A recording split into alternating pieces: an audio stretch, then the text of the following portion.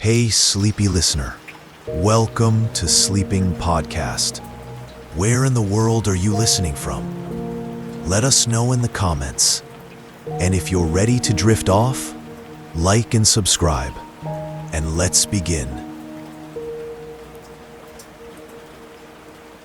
It begins for me as though in memory, or perhaps in a dream that never quite ended. A night suspended between waking and sleep. I remember the shore stretched out before me, the world softened by dusk, the air heavy with the gentle fragrance of salt and sea mist. Everything moved slowly, as though the tide itself was breathing with me, a rhythm so steady and vast that I felt my own thoughts quiet and fall into its cadence. The horizon glowed faintly, not with the brilliance of the day, but with the tender fading of light, the sky dissolving from pale rose into deepening blue. Clouds lingered only as faint smudges, thin and feather-like, drifting apart into nothingness. The sea reflected all of it, carrying the fading colors in long, trembling ribbons that stretched to infinity. Each wave unfurled with unhurried grace, sliding up the sand with a soft sigh before retreating. Leaving behind thin traces of foam, I stepped onto the cool sand, and it welcomed me with its softness. The grains shifted gently beneath my bare feet, fine and damp, holding the memory of the retreating tide.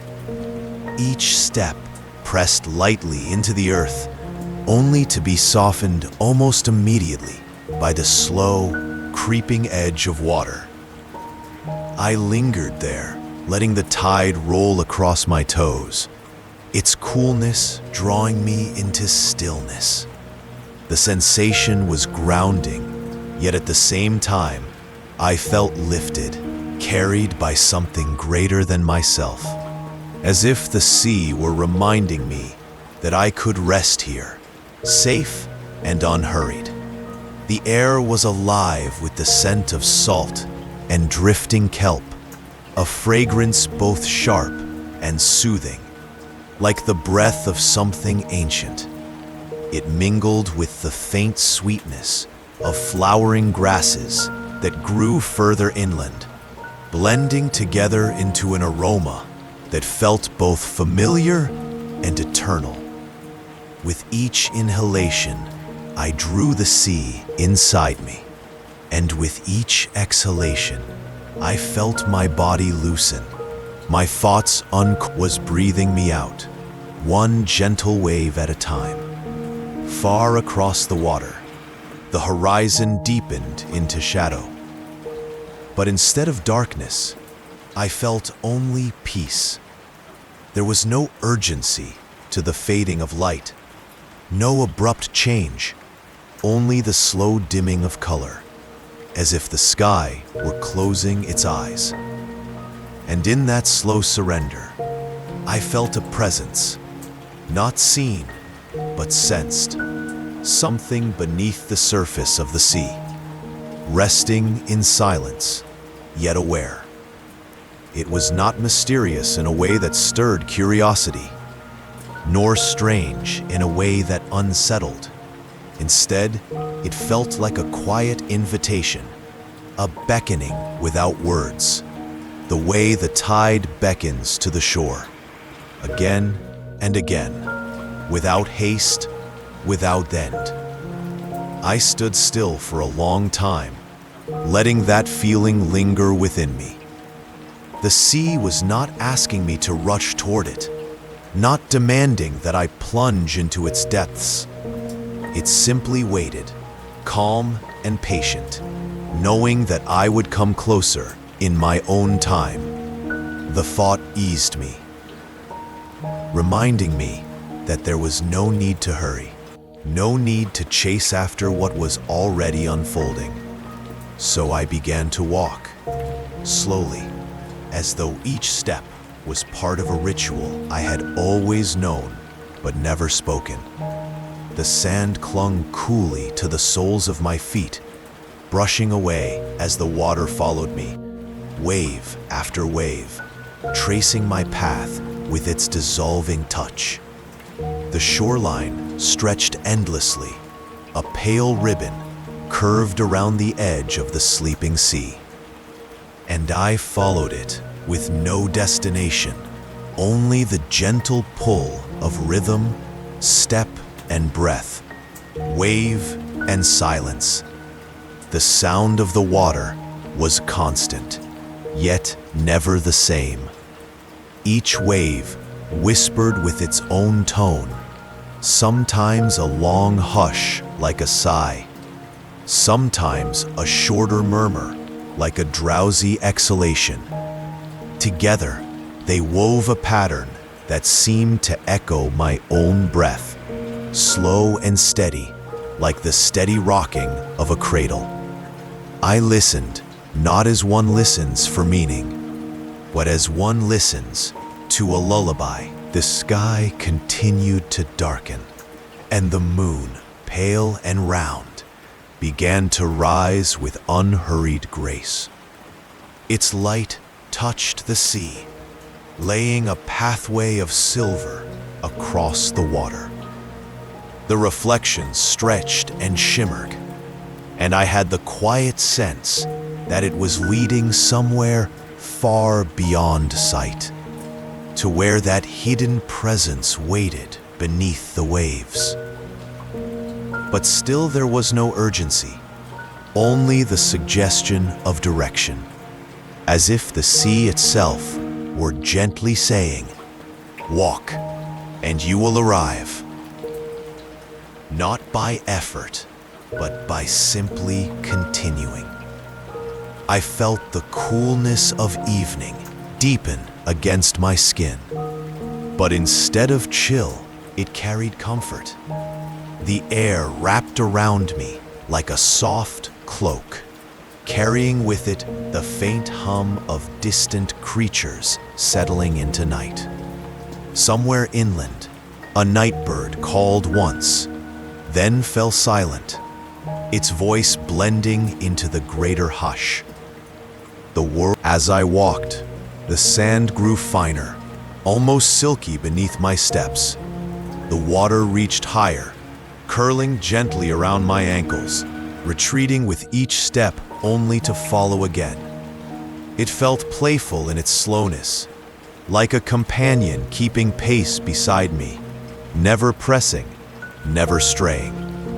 As the waves brushed against me, I sensed again that quiet presence, closer now, not pressing itself upon me, but enfolding me in awareness, as though the sea were guiding me forward with the gentlest of hands. I let my eyes fall half closed, trusting the rhythm of my steps. My thoughts moved as slowly as the water, rising and falling, dissolving before they could take shape. Images drifted through me, moonlight spilling across the sea, the endless folding of waves, the memory of tides that had moved long before I stood here and would continue long after. Each image lingered only a moment before slipping away, leaving behind a soft emptiness there was no beginning to this walk, and no end that I could see. It felt eternal, as if I had always been here, walking this same shore, breathing with the tide, listening to its endless hush. Perhaps I had been here in dreams, or in forgotten moments of silence. Perhaps I had always belonged to this rhythm, and only now was remembering. The presence beneath the waves seemed to affirm this thought, as if whispering without words that I was not a visitor here, but a part of the sea itself, a fragment of its stillness, drawn briefly into form. The idea soothed me, dissolving whatever weight remained in my body. until I felt as light as the foam that drifted across the sand. So I walked on, carried not by purpose, but by peace, each step dissolving into the next, each breath blending with the tide. The shoreline stretched endlessly, but I no longer thought of distance. I felt only the invitation, the gentle pull, the soft I continued my slow walk along the water's edge. Each step quiet and unhurried, as though the night itself had placed me here to move at this soft and steady pace. The tide followed me faithfully, its gentle reach brushing against my ankles, cool and rhythmic, like the touch of something breathing in harmony with my own body. The air was hushed, but not empty. It carried the living pulse of the sea, an endless lullaby woven from waves, wind, and moonlight. The moon had risen higher now, casting its pale glow across the wide expanse of water. Its light spread in silken ribbons that shimmered and stretched with the waves, as though the sea were draped in silver fabric that shifted each time the tide inhaled and exhaled. I found myself pausing often, simply to watch the way the reflection bent and swayed, never quite the same, yet always familiar. The sight was steady, like breathing, like the rise and fall of a chest in slumber. The longer I gazed, the more I felt that same rhythm settling within me, until my thoughts slowed to match it, becoming soft and transparent, drifting like the ripples themselves. At my feet, the sand was scattered with small treasures, smooth shells, their surfaces worn by countless tides, gleamed faintly in the silver light. Some lay open like tiny bowls, catching droplets of moonlight as though saving them for later. Others were closed and secret, holding their silence in perfect curves. I stooped to lift one, the shell cool against my palm, and turned it slowly in my hand. Its surface shimmered with faint, pearly colors, as if it carried the memory of rainbows dissolved in water. I set it down again gently, and as I did, the tide reached forward to touch it, as though to thank me, drawing it once more into the cradle of the sea. Between scattered rocks and dips in the sand, tide pools rested in quiet stillness. I leaned closer to one, peering into its clear mirror. The surface quivered with the slightest breath of wind, but beneath, everything was calm.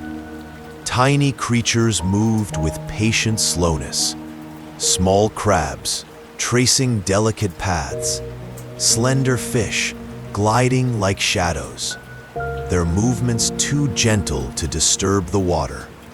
The seaweed swayed in slow arcs, as though the pool were cradling its own miniature garden. It felt like a reflection of the greater ocean beside me, a world within a world, each smaller than the last, yet all connected, all held by the same gentle tide. I rose and continued walking, noticing how the seaweed at the shoreline moved in similar rhythms. Strands drifted back and forth, caught in the pull of waves, never resisting, only flowing, yielding with grace to the water's endless embrace. Watching them, reminder that stillness is not the absence of movement, but the willingness to move as gently as the tide. The moonlight deepened as night settled more fully, and the sea became a vast sheet of silver silk, endlessly unfolding. It gleamed not with harshness, but with a softness that seemed alive, each reflection bending and stretching like slow breath across the horizon. I walked within it, carried by its glow, as if the moon had laid a pathway across the water just for me, and a thread of light woven into the fabric of the night. With each step, the thought grew quietly inside me that there was something more within this vastness, something that did not need to be seen to be known. I felt it beneath the surface, not as a secret, but as a quiet truth waiting with patience. It came to me gently, like a dream rising through still water. Perhaps beneath these endless waves, resting in silence and silver light, there was a castle. Not a castle of stone and noise, but one softened by centuries of tide and time. Its walls adorned with coral, its arches carved by water itself. The idea drifted through me without urgency, the way moonlight drifts across the sea. I did not chase it, nor did I resist it. It was simply there, a presence, as if the sea itself had whispered it into my mind. The thought was soothing, almost like remembering a story once told to me long ago. A story so quiet and tender that it had never truly left. The castle beneath the waves. I let the words linger silently within me, repeating them like the turning of a shell in my hand. The image was soft and shifting, never sharp, never urgent. I imagined it resting at the ocean's floor, not buried in darkness, but its walls would be covered with swaying seaweed, its windows open to the drifting of fish, its stairways worn smooth by the patient brush of currents. It would not be lonely there. It would be complete, at home in the stillness, waiting not to be found, but to be remembered. The tide at my ankles pressed forward again, a cool caress, as though agreeing with this quiet imagining. I breathed in the salted air, and the thought settled deeper within me, not as a question, but as a simple truth. Somewhere beneath these sleeping waters, a castle rests, and like the sea itself, it asks nothing of me but to walk, to breathe, to be present in its rhythm. So I walked on, following the silver edge of the shore. My feet pressed softly into the sand, each step erased gently by the water's touch. The night stretched around me, vast and tender, holding me as surely as it held the sea. The moonlight continued to flow across the water, steady as breath, and with each passing moment, I felt myself moving more deeply into its calm. The castle remained only a thought, a quiet vision, yet it was enough. The sea had placed it within me, and I carried it as I moved along the shoreline. My body slow, my mind softer still, guided not by urgency, but by invitation. Somewhere ahead, somewhere beneath, it waited, not for my arrival, but for my remembrance. And so I let the night carry me, each step a part of the rhythm, each breath another wave upon the shore. The thought of the castle lingered with me as I moved along the moonlit shoreline, quiet and unhurried, until I found myself pausing at the edge where the tide reached further inland. The water brushed higher against my ankles, its touch cool and steady, as though encouraging me to step a little deeper. I lingered there for a moment, feeling the sand shift beneath me, fine grains slipping away, only to return with the next wave. The sea did not push, nor did it pull. It simply opened itself, offering space for me to enter at my own pace. I let my body lean forward, stepping slowly into the shallows. The water rose against my calves, wrapping me in its embrace. Its coolness was not sharp but tender, like a hand placed gently on skin to soothe rather than to startle. Each step carried me deeper into its rhythm, and soon the shoreline was behind me, though still close enough to feel its presence, a pale ribbon under the gaze of the moon. The surface shimmered in silver light, and the water seemed clearer here, more transparent, as though the sea wished to show me something it had long kept in its care. I gazed downward, watching the shifting reflections ripple away, and beneath them, I began to notice faint shapes resting at the ocean floor. At first, they appeared only as shadows, softened outlines where sand met darker stone. But as my eyes adjusted to the interplay of light and water, the shadows began to suggest form, gentle curves, rising arches, what might have once been walls, their edges blurred by time and softened by coral. I stood still, letting the water sway around me, and simply observed. The shapes were not sharp, not insistent. They revealed themselves slowly, in fragments, like memories surfacing from a long dream. Here, a column half buried in sand, its top adorned with swaying seaweed. There, the faint sweep of an archway, softened into a curve by the patient hands of tide and current. Nothing was complete, nothing demanding attention. It was all subtle, as if the sea was whispering, "Look, and you may glimpse what rests here, only if you are willing to see slowly." I let my breath fall into rhythm with the gentle rocking of the waves. Each inhale matched the water's advance, each exhale its retreat. The more I watched, the more the shapes below came alive, not in motion, but in presence. Coral blossomed gently along the softened walls, their branches like delicate lace, glowing faintly in the moonlight that filtered through the water's surface.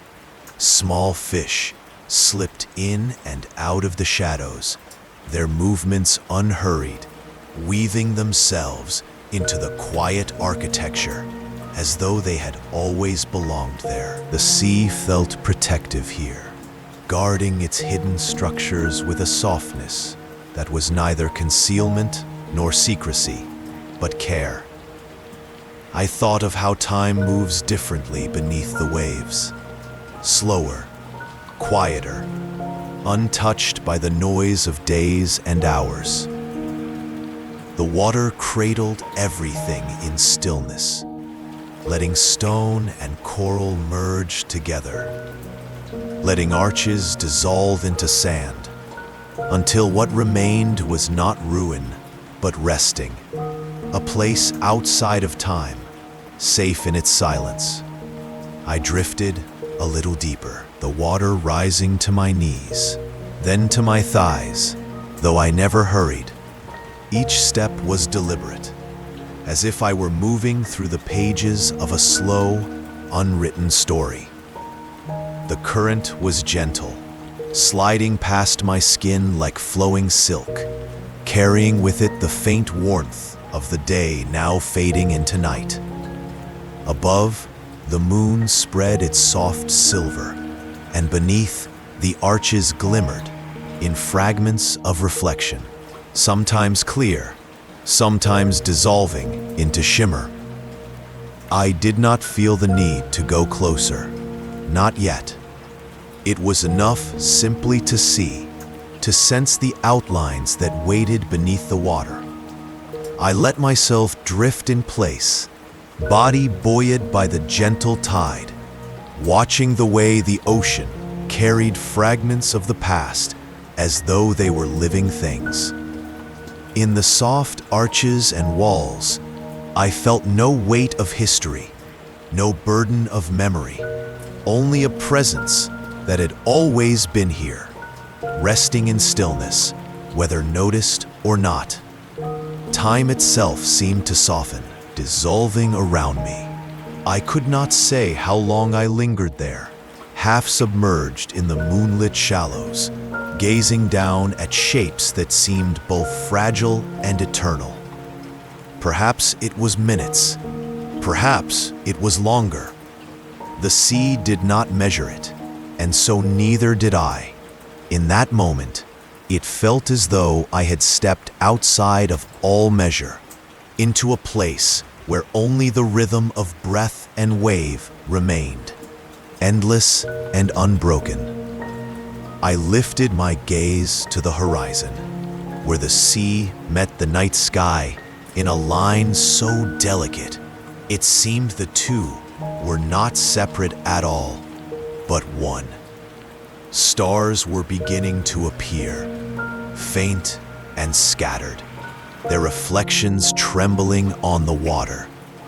The world felt vast and tender, yet also intimate, as if the ocean and the sky and the quiet arches below were all woven into the same fabric that now cradled me. The presence I had felt before, that gentle invitation from the sea, lingered still, closer now, yet never pressing.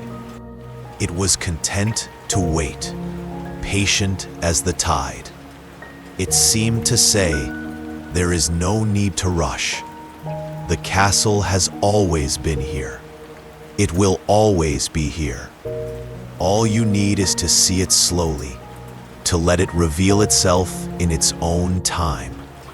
And so I remained, drifting slightly with the waves, suspended between sea and sky, between breath and silence.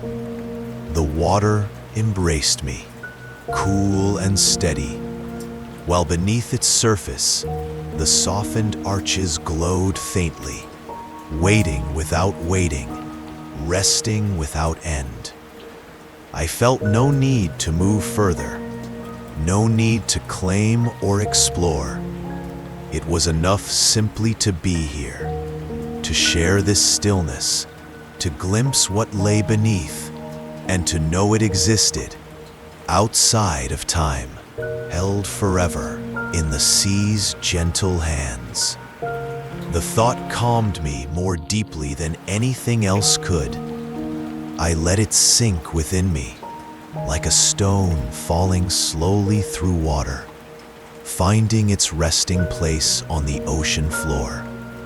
A castle beneath the waves, softened by coral, embraced by time, existing not for discovery, but for quiet remembrance. And in its presence, I too felt softened, embraced, and timeless.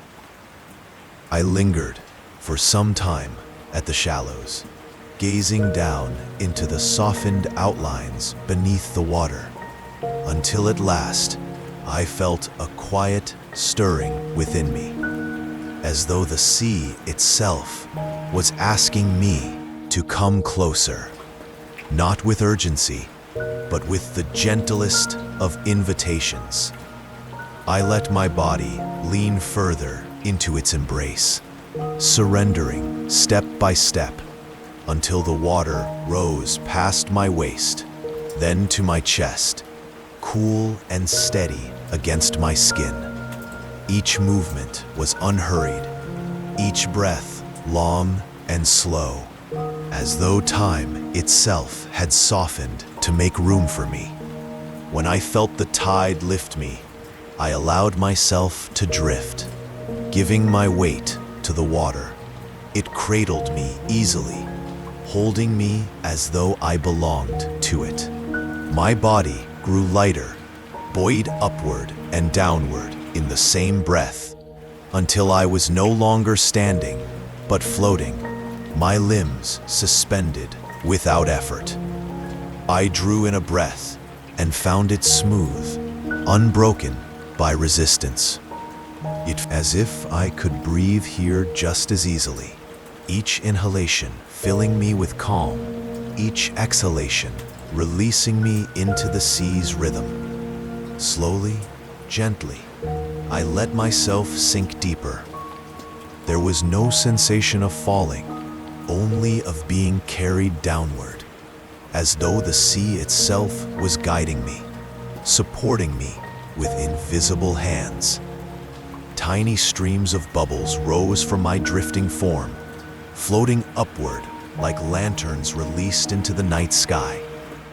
I watched them spiral and shimmer, each one catching fragments of moonlight as it ascended, a trail of soft silver lights leading back toward the surface.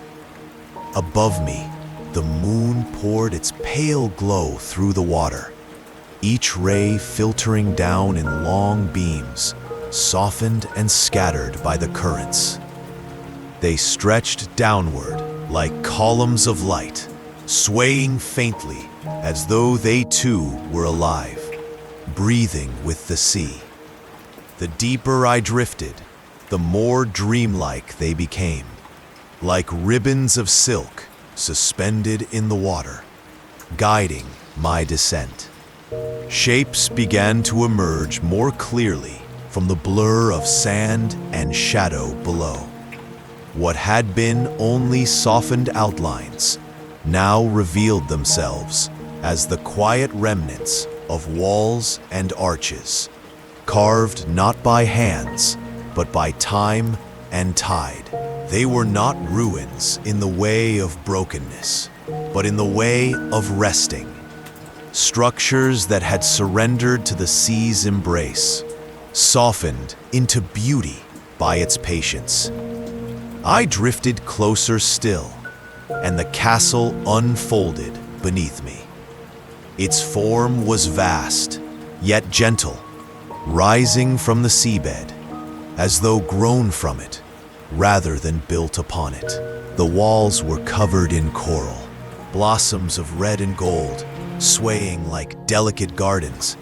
Between them, kelp rose in long, graceful ribbons, swaying slowly with the currents, as though bowing in welcome. Small fish shimmered in and out of the openings, their scales catching light and scattering it in flashes like drifting stars. The castle did not impose itself upon the sea. It was not separate, not proud or rigid.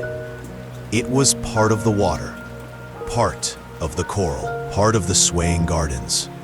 It belonged here completely, and in its presence I felt a deep stillness, as though I had stumbled not into a discovery, but into a remembrance.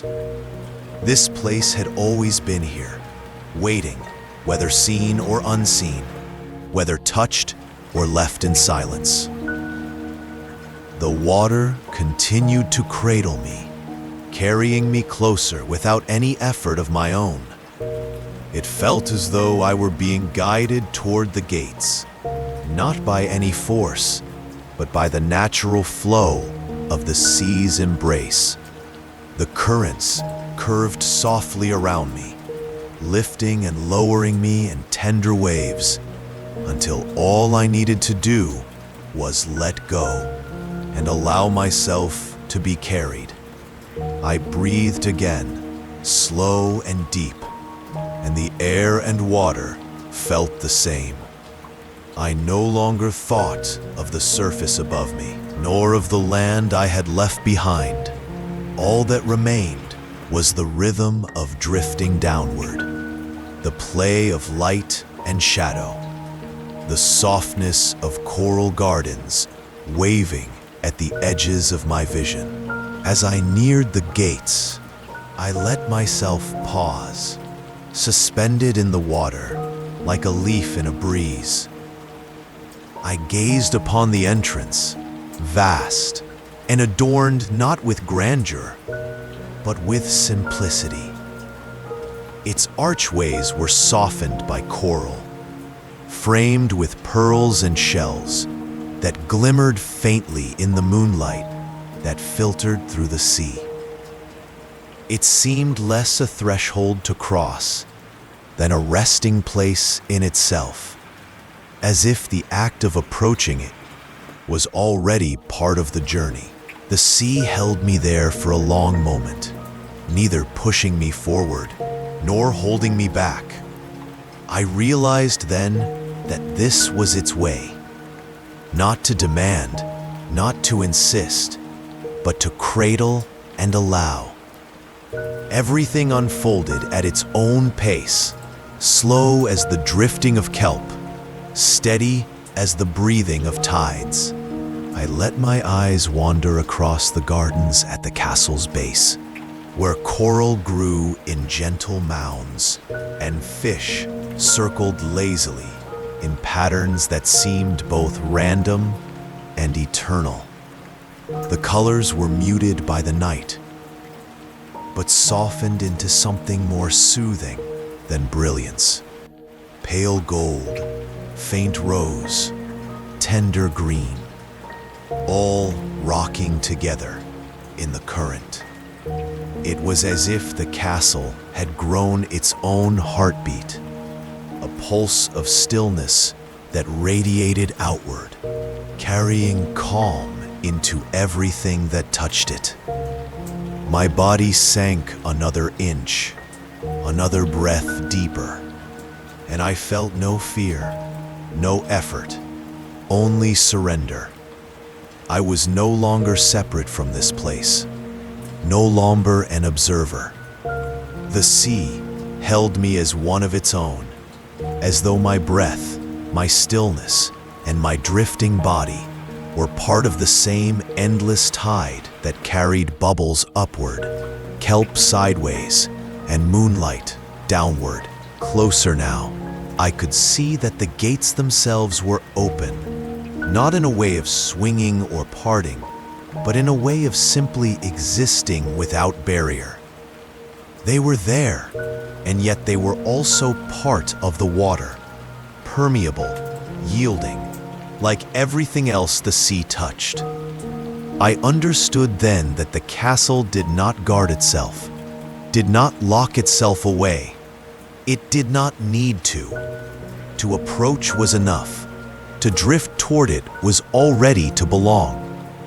So I allowed myself to drift nearer still, my body held in the sea's embrace, my breath as slow as the tide itself.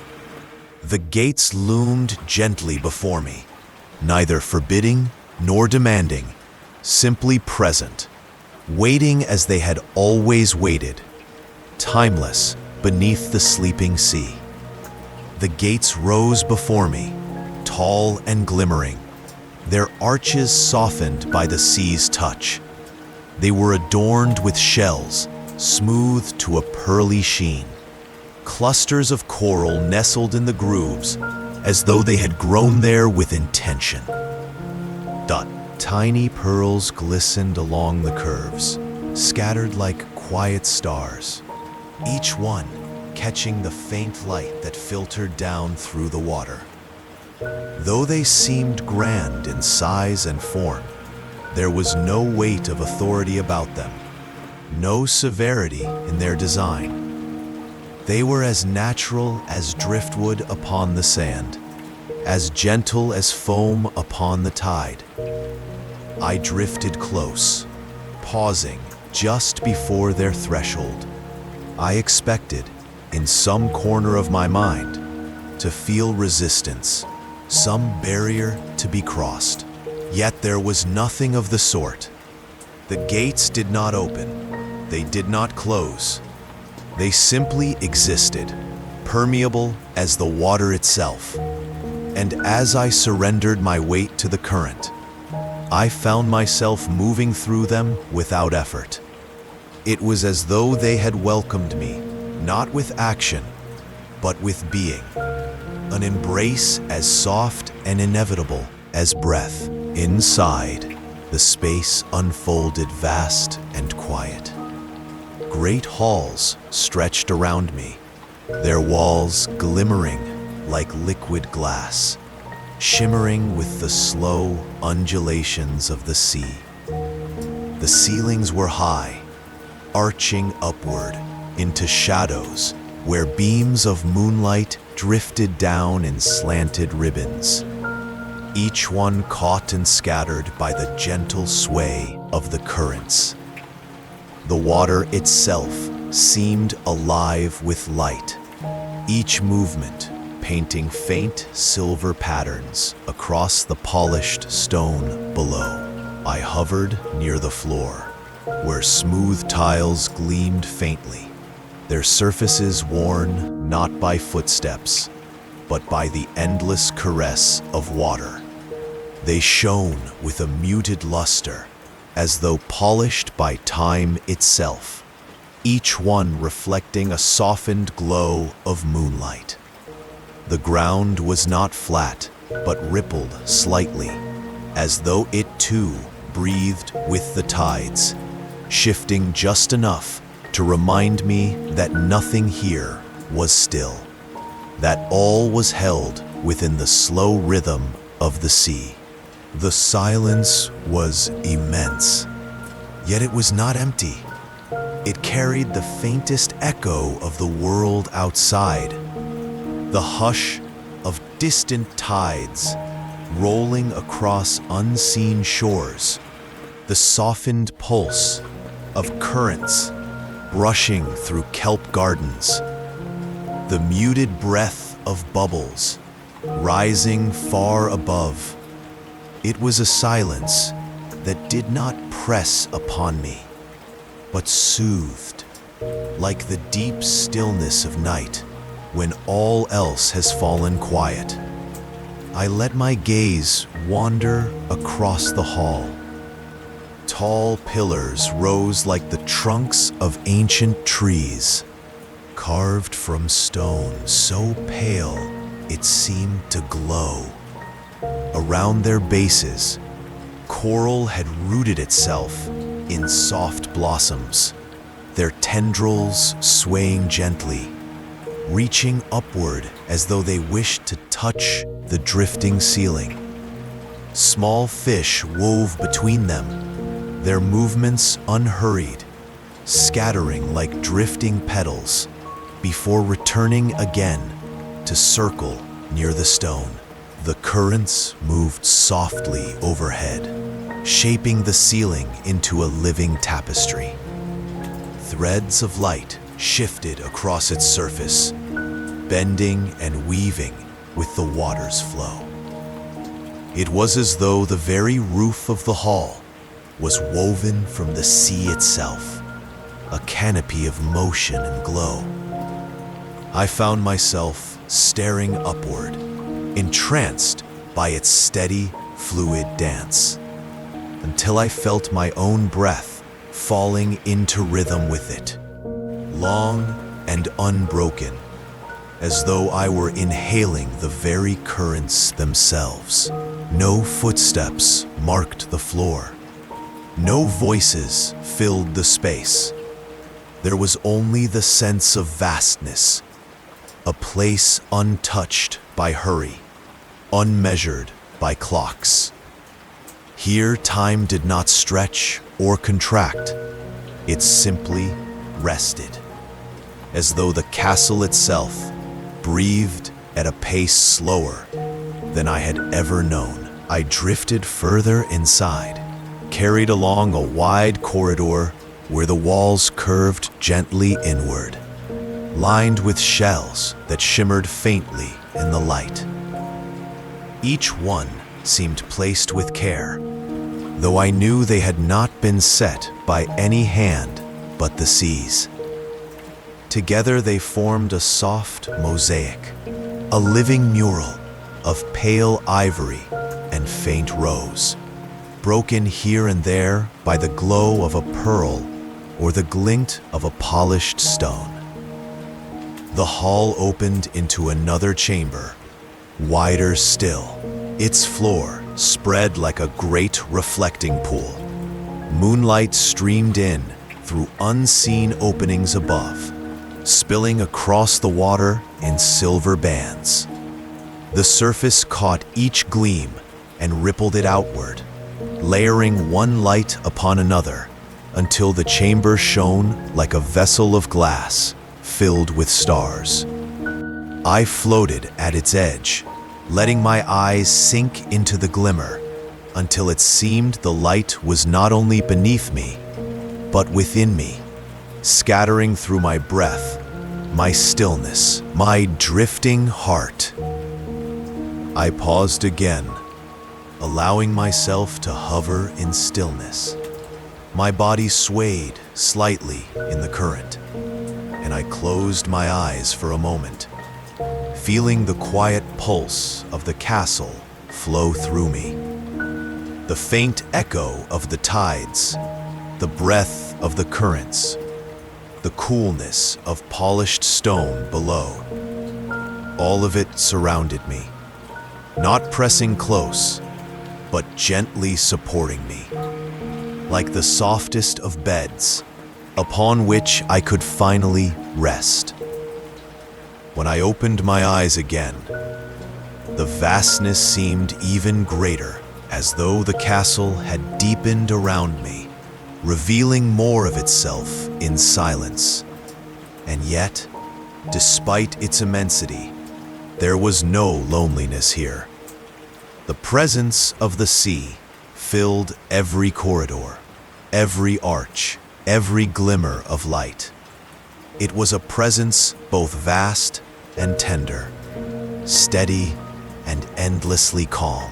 I let the current move me deeper still, and the great halls received me without change, without resistance, as though they had been waiting all along.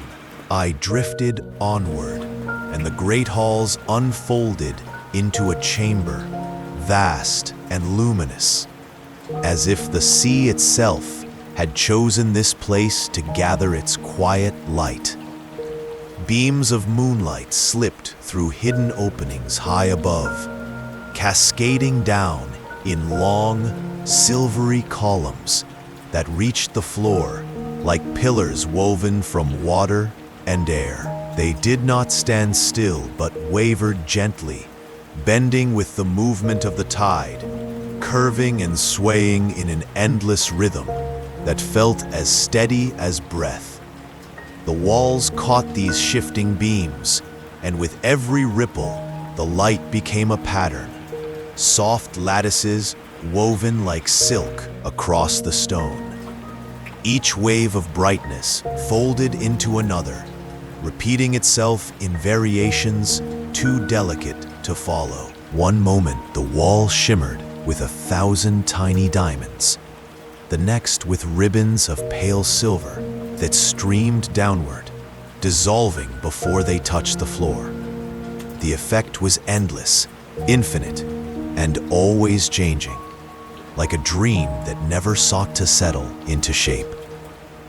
I let myself float near the center of the hall, where the moonbeams converged, their light falling all around me. It touched my skin, not with heat, but with a cool clarity, like a veil of mist. Every breath seemed to gather the glow and release it again, as though the light itself had joined the rhythm of my lungs. I closed my eyes for a moment, and still the patterns danced behind them, soft afterimages folding slowly into the dark. When I opened my eyes again, the beams had shifted, though their motion was so slow, so unhurried, that I could not say when the change had begun. They bent as if guided by an unseen tide, leaning one way, then drifting back, weaving their way across the chamber with the patience of centuries. In their motion, I felt the gentle reminder that nothing here was fixed, nothing rigid. Even light itself, pure and ethereal, was subject to the softness of water, to the pull of currents, to the lull of the ocean's breath. The floor beneath me shimmered with the reflections, mirroring the dance above. It was as though I drifted between two skies, one real, one imagined, both woven from silver. Each ripple of the surface below echoed the beams that fell from above, doubling their glow, sending it outward in faint arcs that spread until they dissolved into shadow. I hovered there, balanced between reflection and source. Everywhere I turned, new patterns revealed themselves. Along the far wall, the light gathered in wide circles, overlapping in waves like rings upon a pond. On the pillars, it formed narrow ladders of brightness, each rung fading before another took its place.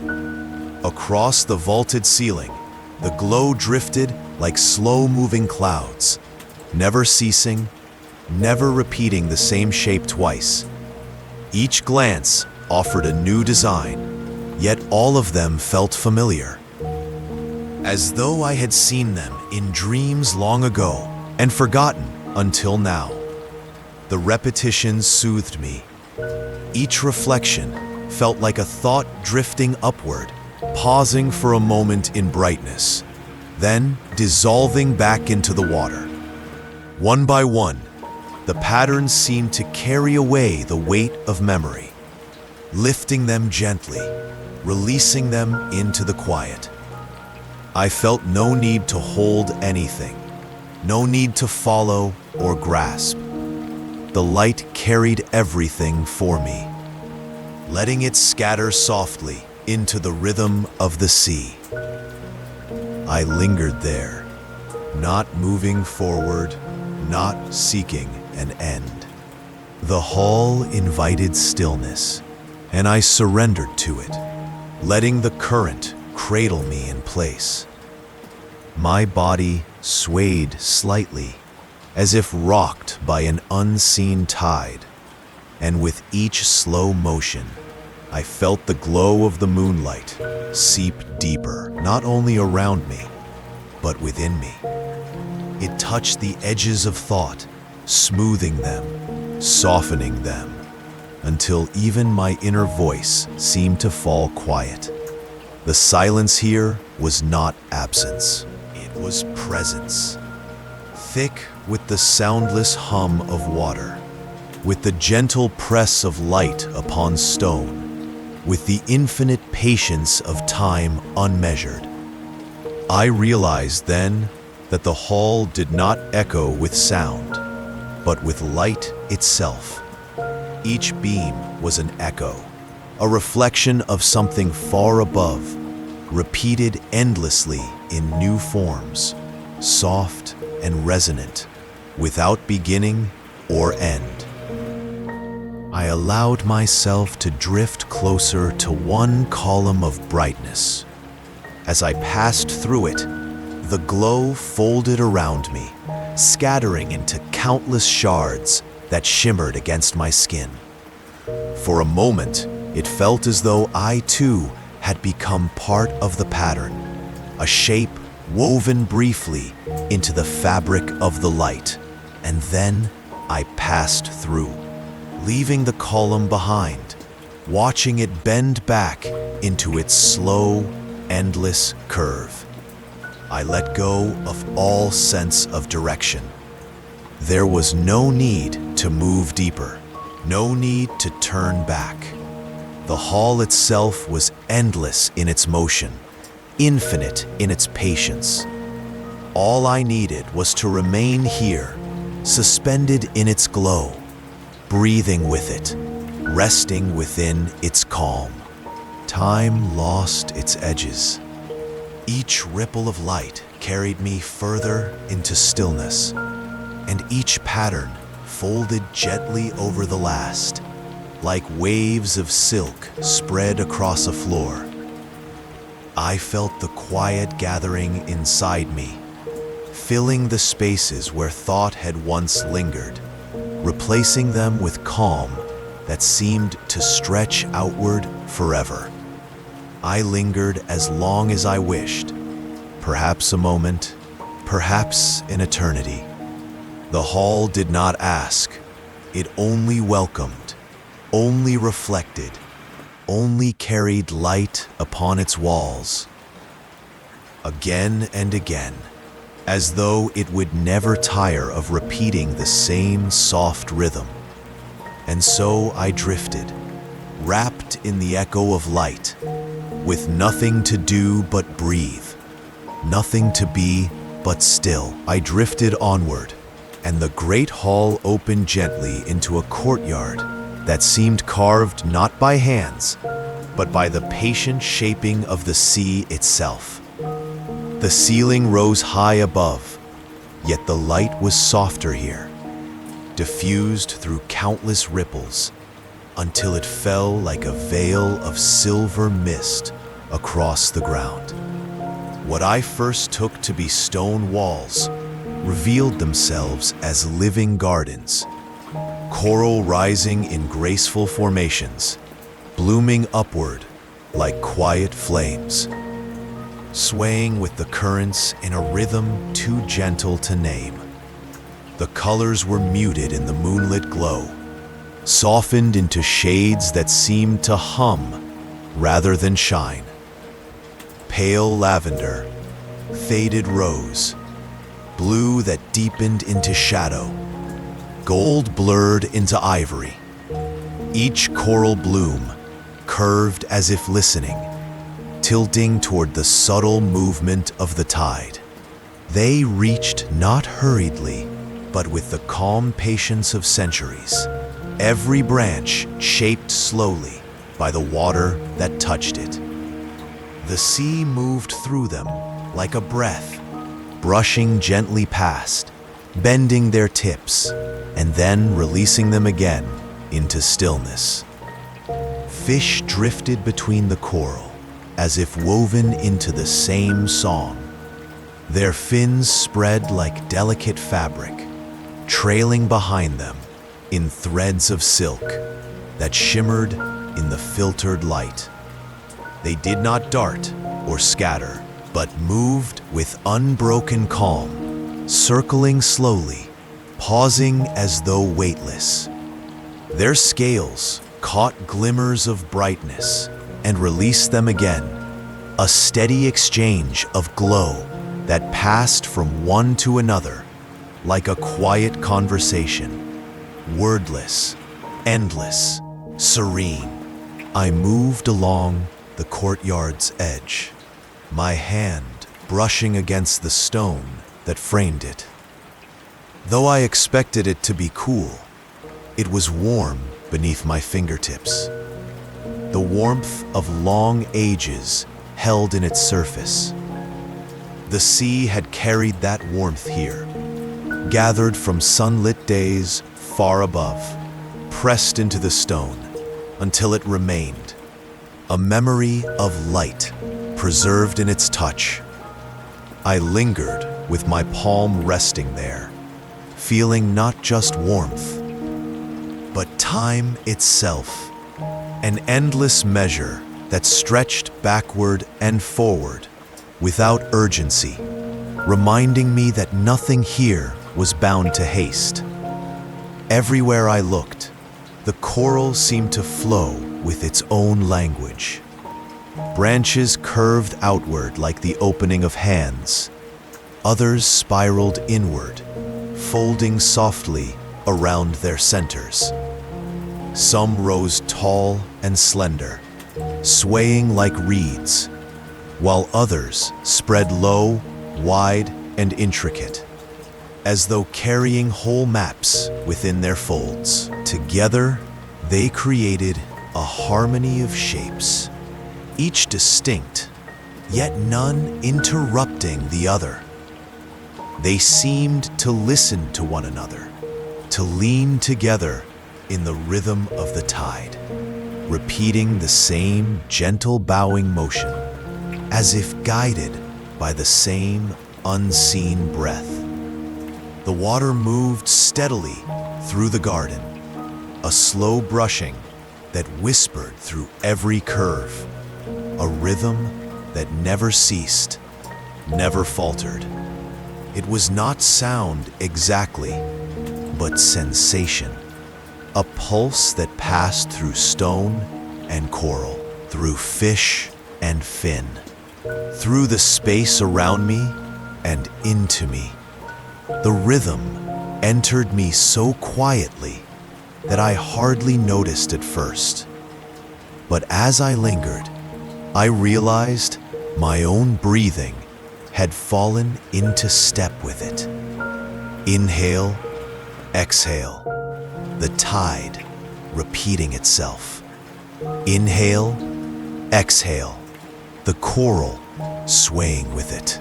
I let myself be carried deeper into the garden, weaving gently between the blooming shapes.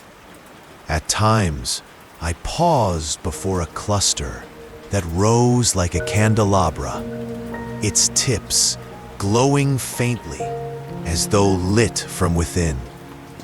At other times, I floated above low mounds, their surfaces textured with tiny openings that caught and released the smallest flickers of light. Wherever I turned, the scene unfolded slowly, each detail offering itself without hurry, inviting me to rest my gaze upon it as long as I wished. The fish remained close, untroubled by my presence. One passed by so near that I felt the brush of water stirred by its fins across my skin. Another hovered just ahead, tilting side to side as if regarding me, then drifting away without breaking its calm pace. Their movements did not disturb the stillness, but became part of it, like notes of a melody that belonged to the greater rhythm of tide and coral. I touched the stone again, this time near the base of a coral bloom. The warmth was still there, but deeper now, as though the stone held not only sunlight, but the weight of ages pressed into it. The coral above seemed to draw that warmth upward, its branches carrying it toward the currents, where it dispersed in soft waves that brushed gently against me. I closed my eyes, resting within that exchange, letting the warmth rise into me, letting the waters sweep over me, till I felt no separation between myself and the garden. The courtyard had no corners, no sharp edges, only curves and folds where coral and stone met the drifting water. It felt less like a room and more like a resting place, a pause within the castle where even time itself bowed to stillness. Here, there was no path to follow, no destination to reach, only the endless blooming of coral, the unhurried glide of fish, the slow brushing rhythm of water through branches. I stayed as if in a dream, my body swaying gently with the current, my thoughts drifting until they too seemed to move like fish, appearing, circling once, then fading into the shadows. The coral accepted them, absorbed them, released them. With every breath, I felt lighter, as though the sea itself was carrying what I no longer needed, dissolving it into its rhythm. The gardens did not end, but unfolded in all directions, repeating their quiet song again and again. And I realized that it did not matter how long I lingered here. The coral would go on swaying. The fish would go on gliding. The water would go on brushing through the blooms in the same eternal rhythm. All I had to do was remain within it, letting the calm seep into me, letting the quiet settle deeper with each moment. The courtyard was not only a garden of coral. It was a garden of time, of stillness, of endless repetition. And in its rhythm, I felt myself dissolving into rest, as though I had become another bloom within it, swaying with the tide, warm with the stone, timeless as the sea. I drifted onward from the coral gardens, carried as though by an unseen hand, and soon found myself at the threshold of a passage that stretched into stillness.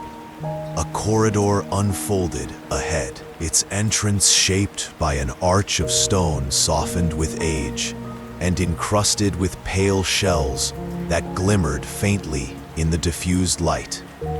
I stepped through without thought, as if invited by silence itself, and felt the sea guide me gently into its embrace. The hallway was long, impossibly long, receding until it seemed to dissolve into the distance. Along its sides, arch after arch rose in steady rhythm, each one casting a shadow that melted seamlessly into the next. The water shimmered across the stone like thin glass, bending the light into slow ripples that swayed with every movement of the tide. I walked at a pace that felt less like motion and more like a continuation of stillness, each step lighter than the last, until my body no longer seemed to press against the floor, but floated with it, as though the corridor itself carried me. Arches, shadows, light. Arches, shadows, light. The pattern repeated itself so gently that I felt it echo inside me. My thoughts softened until they seemed to match the rhythm, forming no sharp edges, only the same unhurried flow. The corridor was endless, yet not in a way that suggested distance, but rather in the way a breath repeats, or the tide returns again and again to the shore. Each repetition was the same, yet subtly different, like variations in a song sung for eternity. Sometimes the corridor stretched straight ahead, a line vanishing into silver light. At other times, it curved so gently that I barely noticed until I realized I was tracing a spiral, descending without effort into deeper silence. Then, just as softly, the spiral would ease itself back into a straight line. And once again, the arches rose one after another, each one leading to the next with patient grace. I paused at one arch and let my hand trail along its surface. The stone was smooth in some places, rough in others, marked by the touch of time and tide. Tiny shells clung to its surface, some open like blossoms, others closed tight. All I drifted onward, my pace never hurried, and found myself drawn deeper into the repeating rhythm. The corridor did not lead anywhere in particular. It was the journey itself that unfolded, one arch following another, shadows drifting into light, light dissolving into shadow. I began to notice how the light shifted as I moved, At times, it brightened, spilling across the stone like pale moonlight. At other times, it dimmed into a silvery dusk, the arches looming softer, the shadows deepening until they seemed to cradle me in their quiet arms.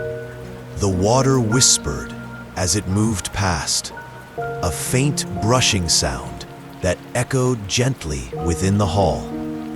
It was not loud, not insistent, but steady, like the hush of breath, a reminder of the sea's endless presence.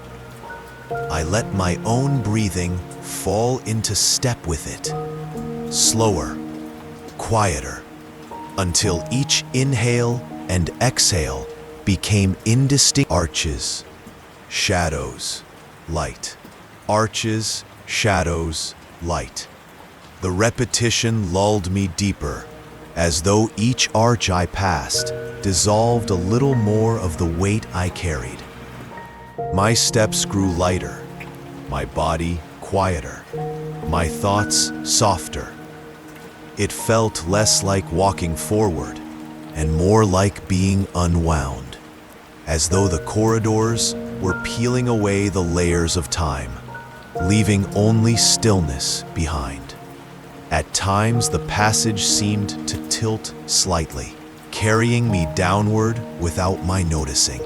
Then I would look up and see the arches curving above me in endless spirals, a pattern that drew me inward, deeper into a place beyond measure. There was no sense of urgency, no need to know where I was going. The spirals were as calm as the straight corridors, all part of the same gentle unfolding. I drifted into one such spiral, watching the arches rise one after another, each one slightly narrower than the last, until the walls seemed to close around me in a soft embrace. Then, just as gently, the corridor widened again, the arches opening like petals of a flower, releasing me into a broader passage filled with light. The shift was so smooth that it felt less like change and more like the natural turning of a dream. Everywhere I looked, the rhythm remained. Arches, shadows, light. It soothed me like a mantra, an endless pattern that asked nothing of me, but to keep moving softly forward. I realized I could walk these halls forever and never reach an end, and yet never grow weary, for each step seemed to take less from me and give more in return. Sometimes I thought I glimpsed doorways between the arches, openings that led into other chambers. I did not turn. The corridor itself was enough. The journey was enough. As I continued, the silence deepened until it felt like a presence around me, holding me gently, keeping me safe. There was no loneliness in the endlessness, only the comfort of repetition, the certainty that nothing here would change abruptly, that the rhythm of arches and light would go on forever. My own heart seemed to echo with it, slower, quieter, until even its beat was another part of the pattern. I drifted further still, and though I could not tell how long I had been moving, it did not matter. Time itself felt softened, dissolved into the water like salt into the sea. All that remained was the endless corridor, the arches rising, the shadows bending, the light returning again and again in infinite patience. Arches, shadows, light. Arches, shadows, light. Step by step, I let the rhythm carry me. and I felt myself become part of it. Another breath within the hall, another ripple within the water, another shadow passing softly into light.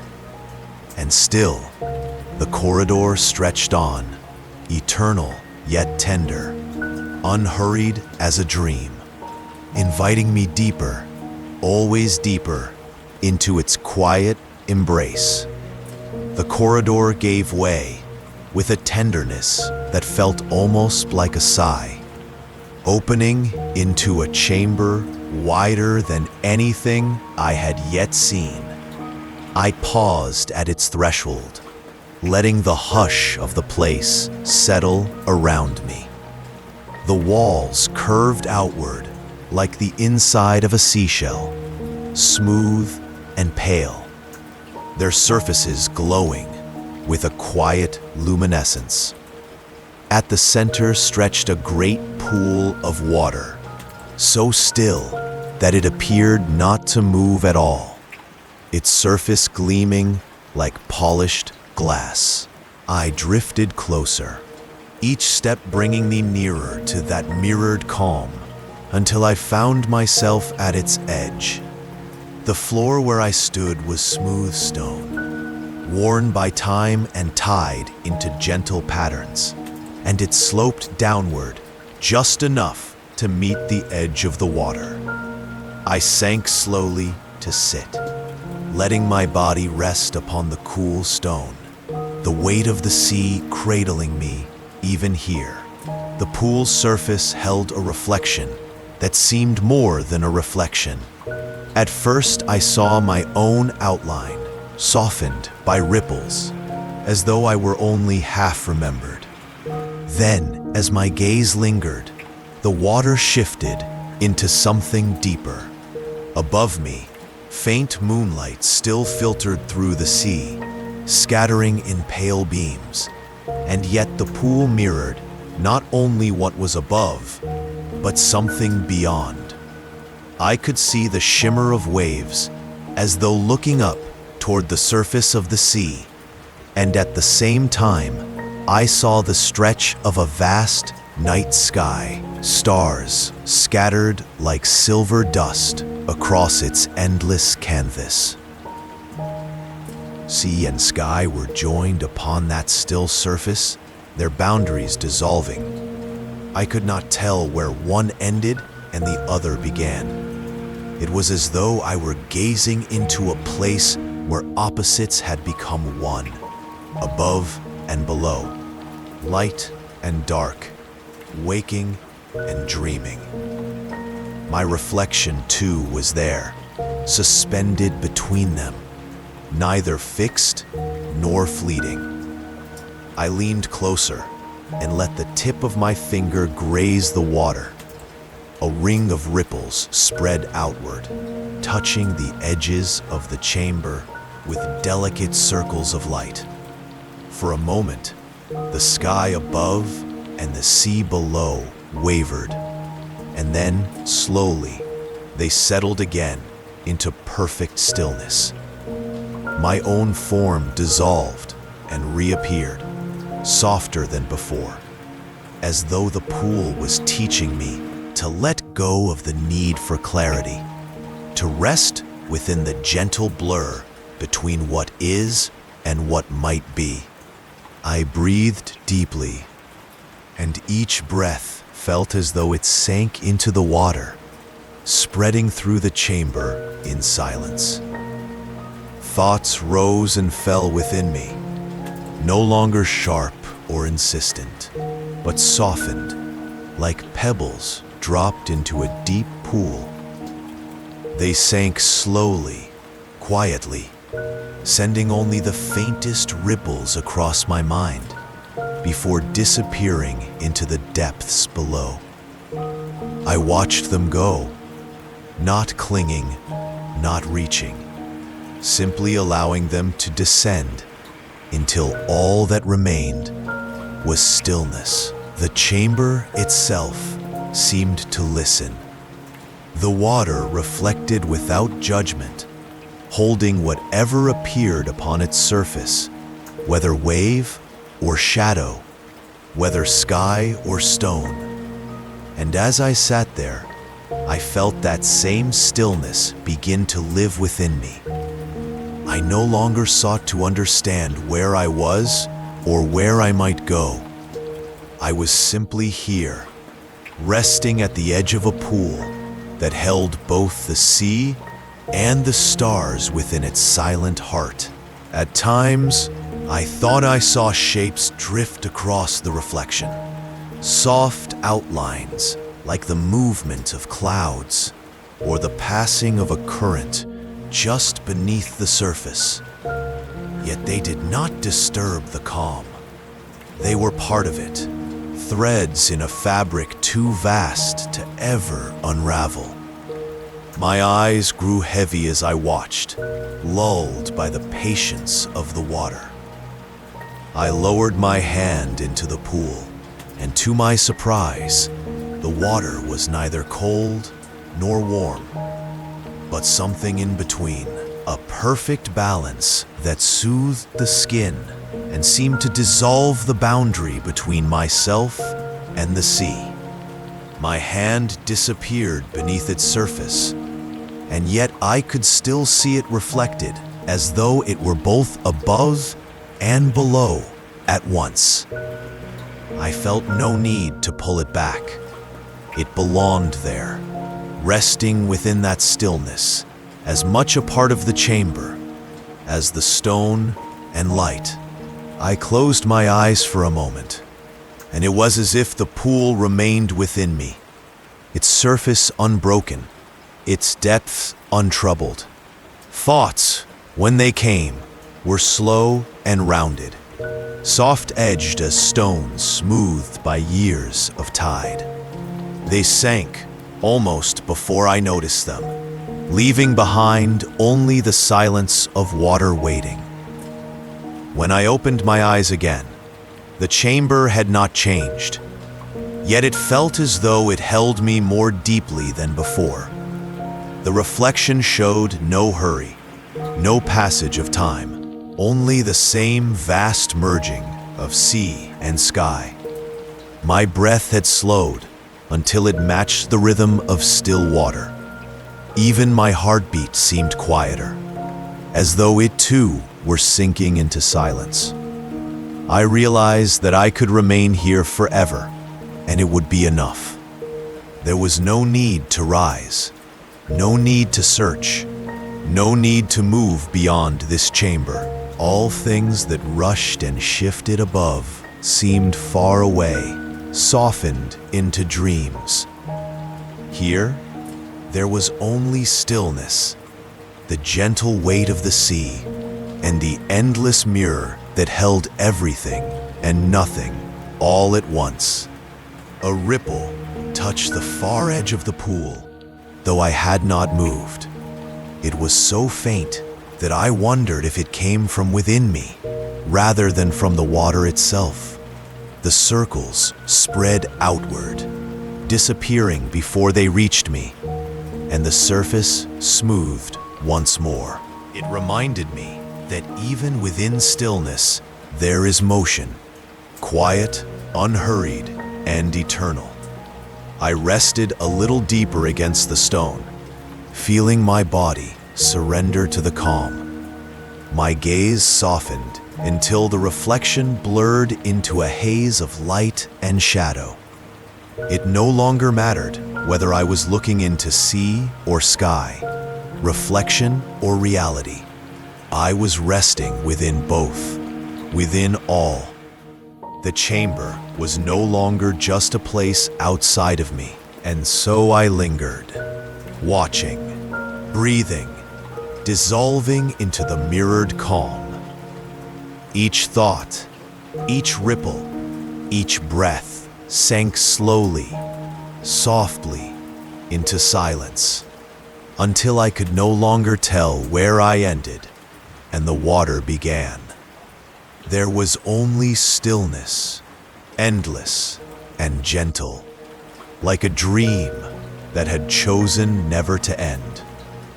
From the chamber of still water, The path opened once more, not with urgency, but with the soft beckoning of a tide.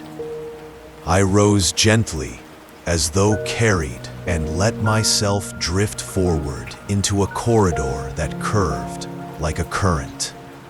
The water seemed to darken slightly, not with shadow, but with depth, a richness that hinted at something waiting just beyond. The passage widened, and I entered a vast hall, unlike any I had seen before. Its walls rose high, arching inward, lined with countless shelves of stone. Upon them rested smooth tablets, worn with age, and shells of every shape and size, their surfaces glistening faintly, as though the sea had polished them with care.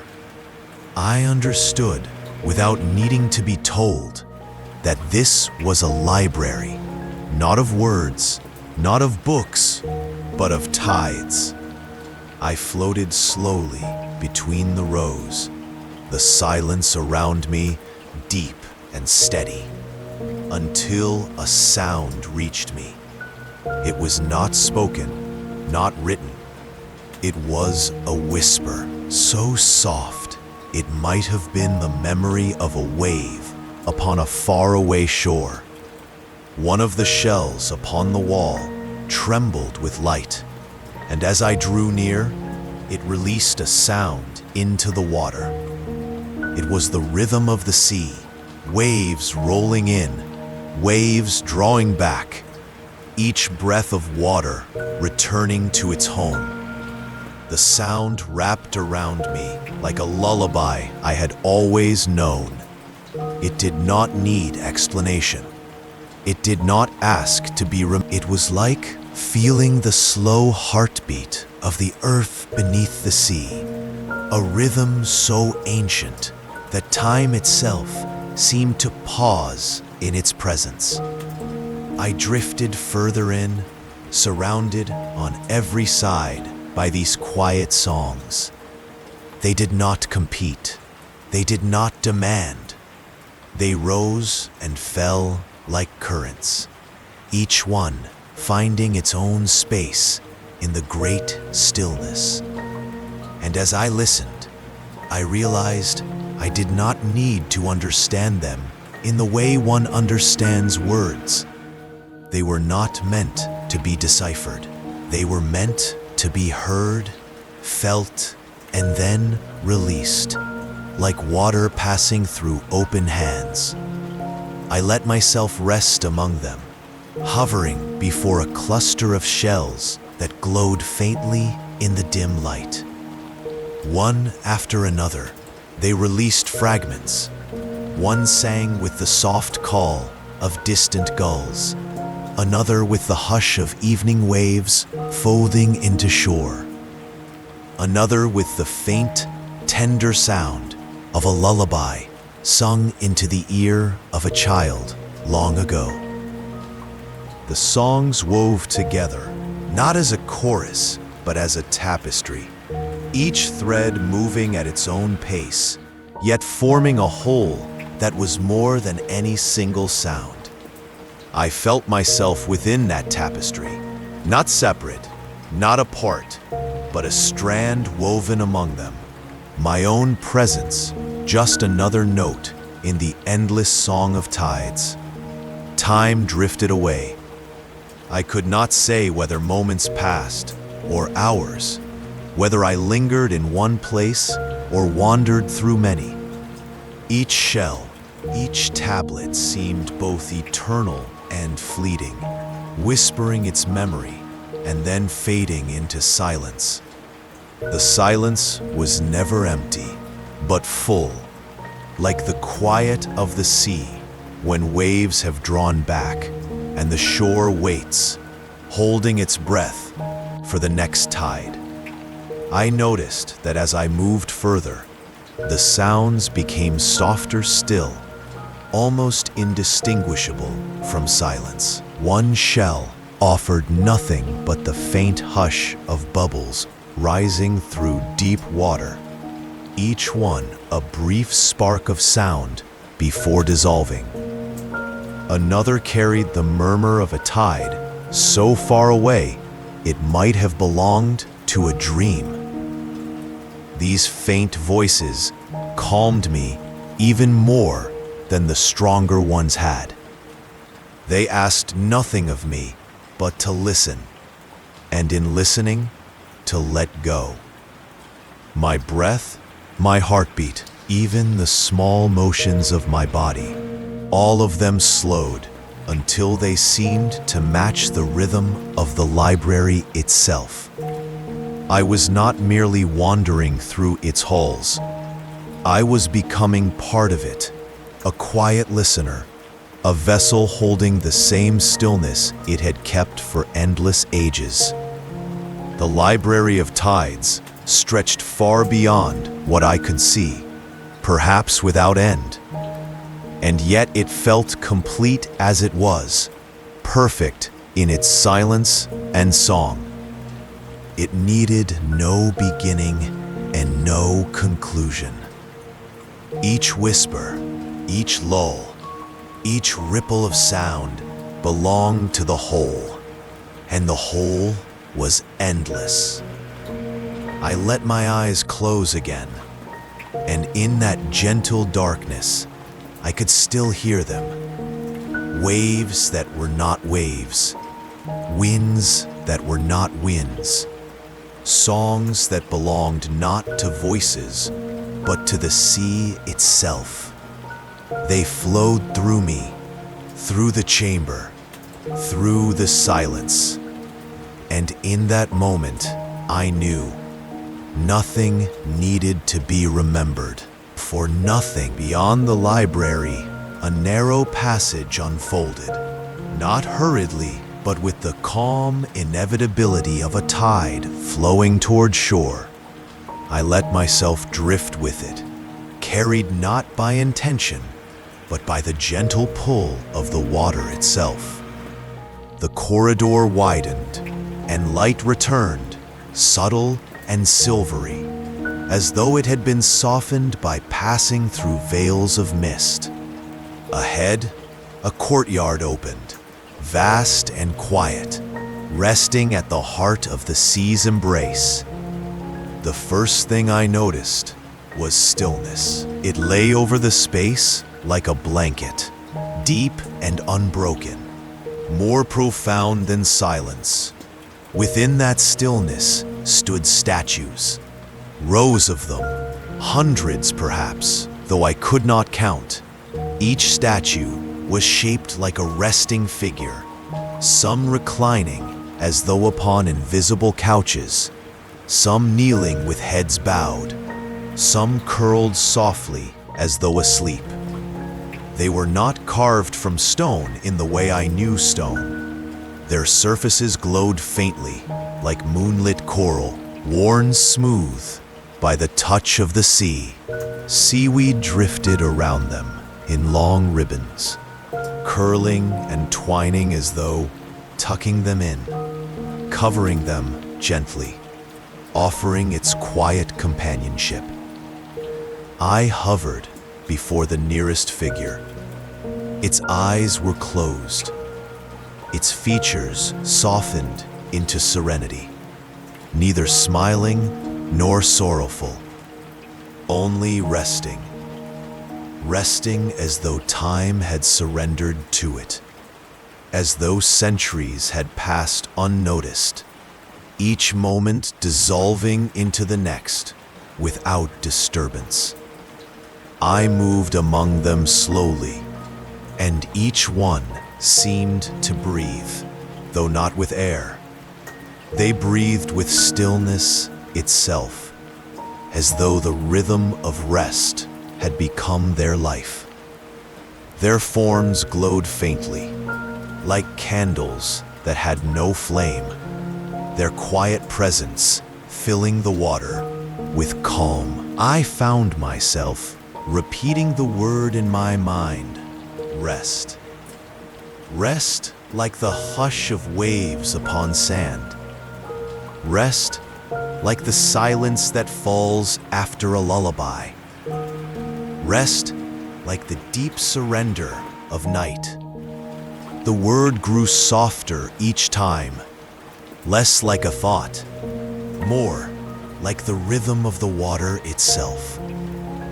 The courtyard was wide, framed by arches of coral that bent inward like guardians, holding the stillness within.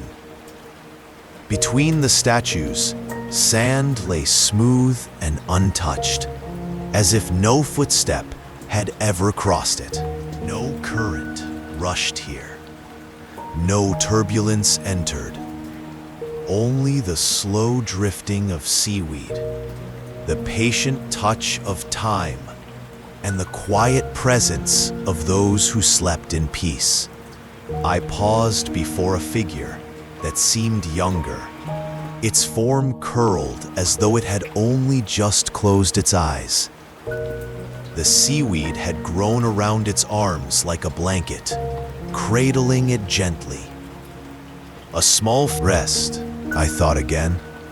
Rest like a tide folding back into itself.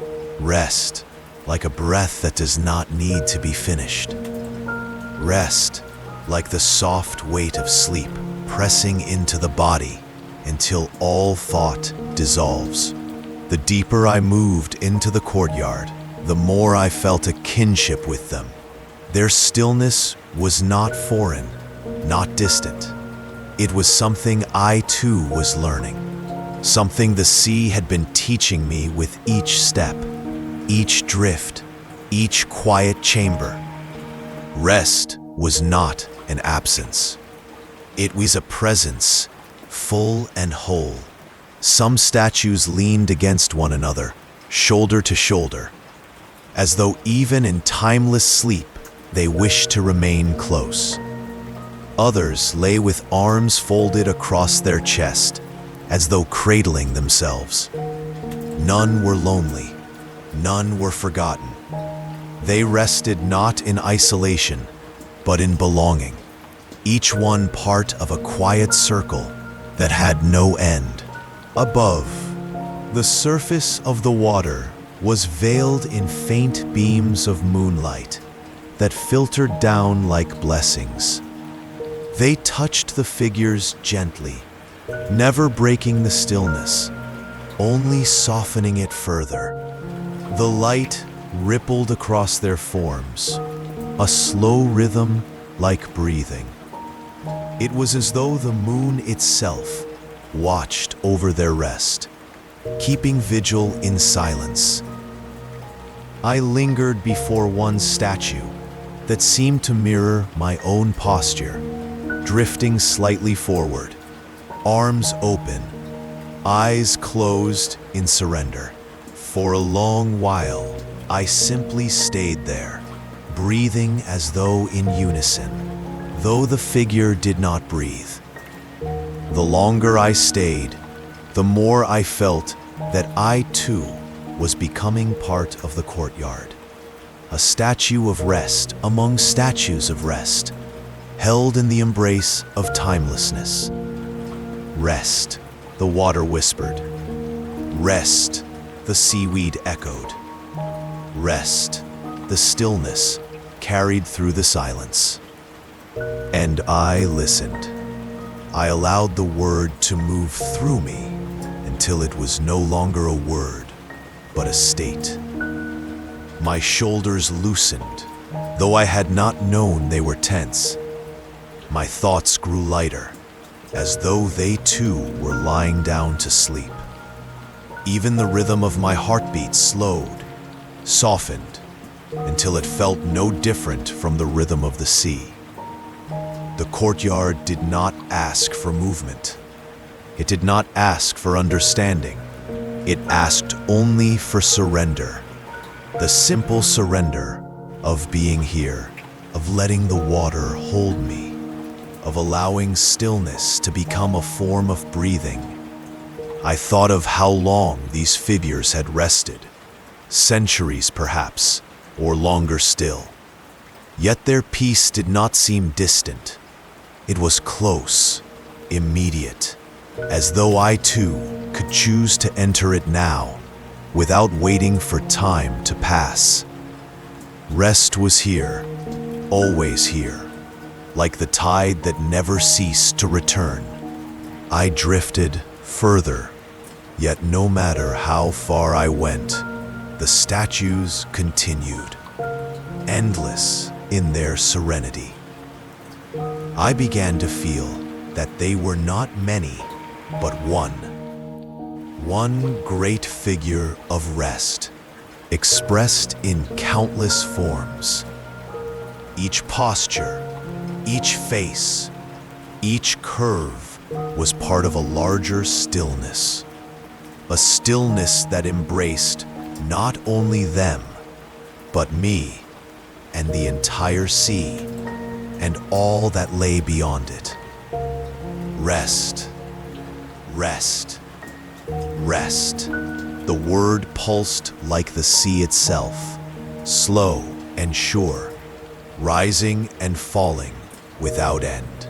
I closed my eyes and let myself float stiller, quieter, until I felt that same rest moving through me. I was no longer wandering. I was no longer listening. I was simply here, resting as they rested, resting as the sea rested, resting as the moon rested above. And in that rest, time dissolved. There was no before, no after. Only this quiet courtyard, this unbroken stillness, this gentle, endless rest. The corridors drew me onward, though without urgency, as though the sea itself had placed a soft hand upon my shoulder and was guiding me forward. Each arch I passed through opened into more stillness, more quiet, until the water itself seemed to hush in anticipation. Ahead, a vast doorway framed by coral shimmered faintly, its edges glistening with tiny shells that caught the faint moonlight filtering down from unseen heights. Beyond it, the largest chamber yet unfolded before me, the silent throne room. I did not know the name, yet as soon as I entered, the words settled into me as naturally as breath. It was a hall unlike any I had seen within the castle. Its expanse stretched outward, like a calm horizon, its ceiling soaring into darkness, softened by rays of water-filtered light. The stillness here was deeper than in the courtyard of statues, profound, steady, unbroken, as though the sea itself held its breath in reverence. At the far end of the hall stood a throne. It was not grand in the way of earthly thrones, not towering or severe, but gentle, organic, born of the sea's patient hand. Coral had grown into its shape, rising in delicate spires that curled like branches of ivory. Pearls were set into its surface, not in rigid patterns, but in soft constellations, as if the stars themselves had settled into its embrace. The seat gleamed faintly, smooth as glass, as though countless currents had polished it over ages. The throne was empty, yet its emptiness did not feel lonely. It felt welcoming, open, waiting not for rule, but for rest. As I drifted closer, I felt no weight of authority pressing upon me, no expectation of grandeur. Instead, the throne seemed to hold an invitation, gentle, patient, without command, an invitation not to govern, but to simply be.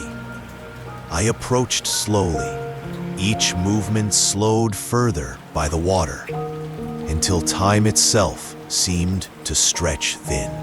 My fingers brushed against the coral at its base, smooth and cool beneath the touch, alive in its own quiet way. I let myself hover for a moment longer, as though listening, though no sound filled the chamber. Only silence, vast and full, stretched around me like a deep sea. At last, I lowered myself into the throne. It did not feel like sitting upon a chair. It felt like being gathered into an embrace. The coral curved around me, supporting without pressing, cradling me, as though the throne had been waiting, shaped not by chance, but with the precise memory of my form. Pearls glowed faintly along its edges, their light rippling across my skin, soft as moonlight on water. The moment I settled, I felt myself exhale, not a deliberate breath, but one drawn out by the sea itself, long and unhurried, as though the body had been holding its breath for far too long, and now could finally let go. My breathing slowed, deepened, until each rise and fall felt no different from the rhythm of the tide. I did not feel as though I had taken a seat of power. I felt as though I had found a seat of rest. The hall stretched before me in stillness, vast and empty, yet not hollow. The silence was not absence, it was presence. It held me the way the throne did, the way the castle did, the way the sea had been holding me from the first step I had taken into its waters. Slowly, gradually, I realized that I was not simply in the throne room. The throne room was in me. Its stillness moved through me like water, filling every space where thought or tension had once dwelled. I closed my eyes. There was no need to watch, no need to measure or describe. Behind closed eyes, the silence deepened. I felt the water around me as a gentle weight, a soft pressure that was neither heavy nor light, only constant, like a hand resting against my chest. I felt the coral cradle me, the pearls glow faintly like a constellation beneath my skin. Thoughts drifted, but not in lines, not in stories. They became ripples, soft, dissolving, scattering outward until they disappeared. Each breath carried another away, another ripple, another dissolving, another return to silence. I thought of nothing, and then I thought of everything, yet both were the same here. There was no distinction, no need to hold one and reject the other. Silence did not demand emptiness, it only allowed. The longer I sat, the more I felt the throne itself breathing with me. Not with lungs or motion, but with stillness, with presence. It did not feel separate, nor did the hall, nor the sea beyond. All was one tide, one rhythm. One time did not pass in the throne room. Or if it did, it passed like the shadow of a cloud across a still pond. Soft, unnoticed, gone before it had even arrived. There was no before, no after. Only this breath, this silence, this rest. The emptiness of the throne no longer felt like waiting. It felt like fullness. Not a seat for one, but a place where all who entered could rest. One after another, perhaps even all at once, held by the coral and pearl, by the hall and sea, by the silence that had no end. I drifted deeper into the quiet, into the stillness that had been waiting here long before me and would remain long after. My breathing slowed further, each inhale spreading outward like a wave, each exhale falling back into the sea, until even breathing itself was no longer separate, no longer mine. It was the seas, it was the silences. And in that merging, awareness softened. Thoughts loosened their grip. The sense of I, of place, of time, all became as faint as the bubbles that rose and vanished into the water above. The throne did not hold me. The hall did not hold me. The sea did not hold me. I was the holding. I was the silence. And then, only silence remained. When at last I rose from the throne, there was no clear moment of standing, no sudden gesture of departure.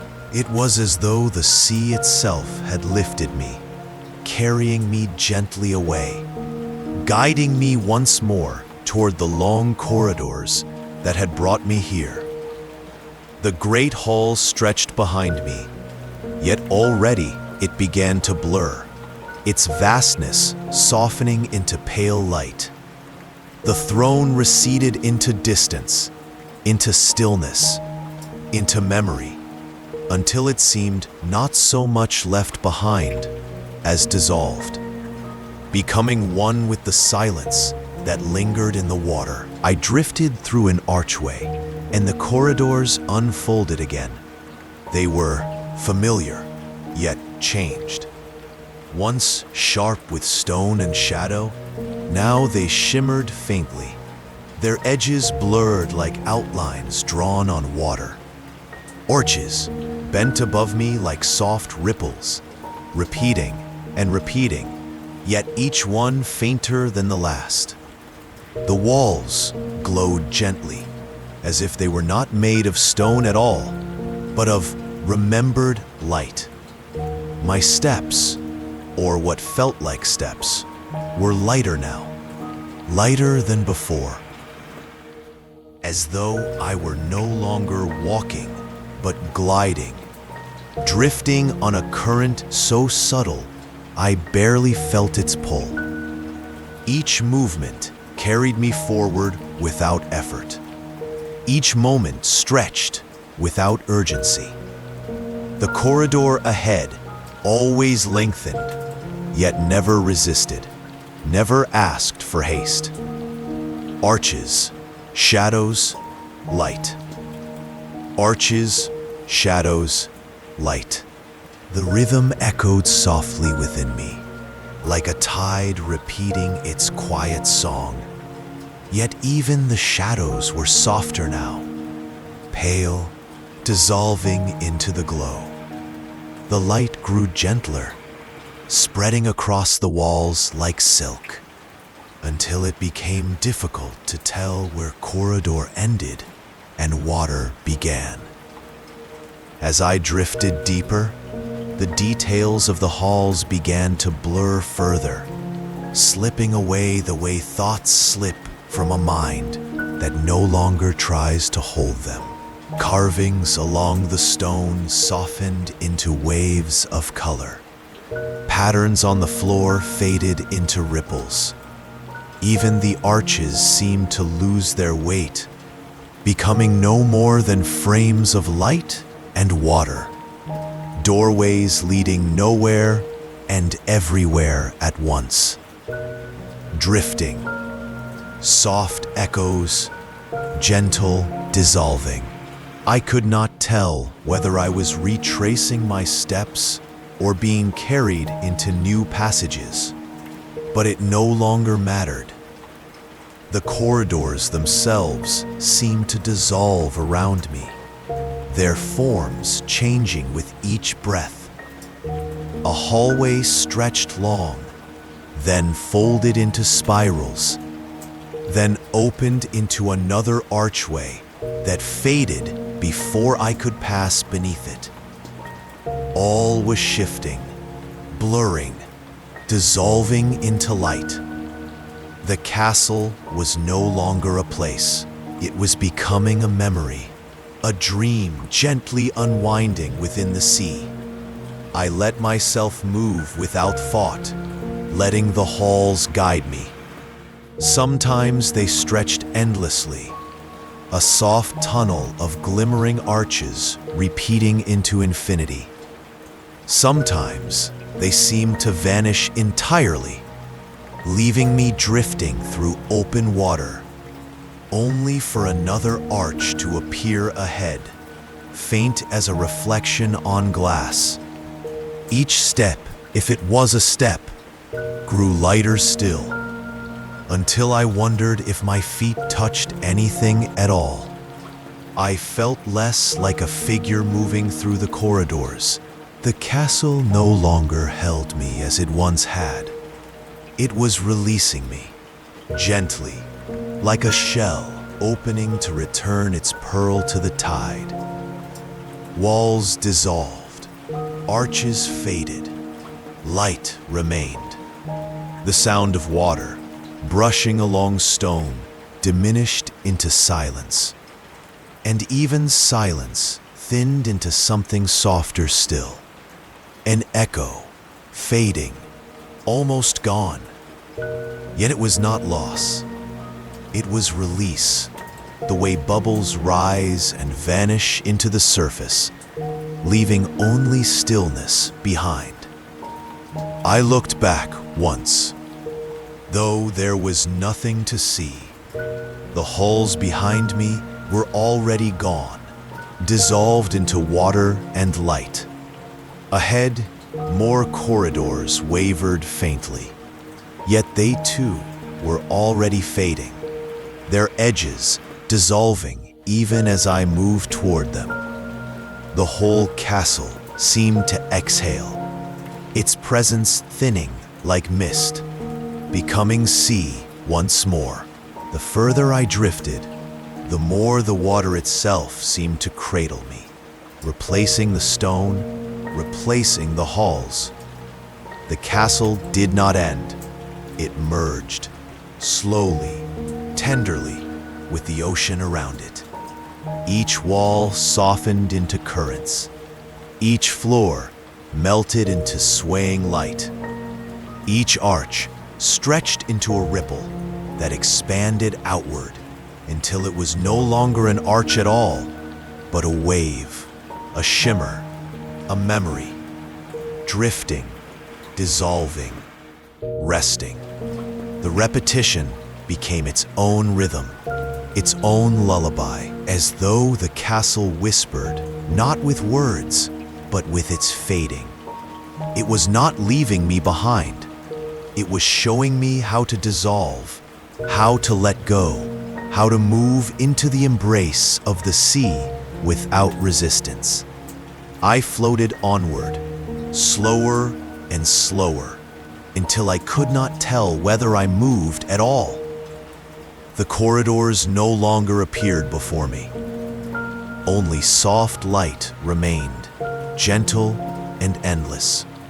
The water itself, and yet, within me, it remained, an echo, a stillness, a memory without edges.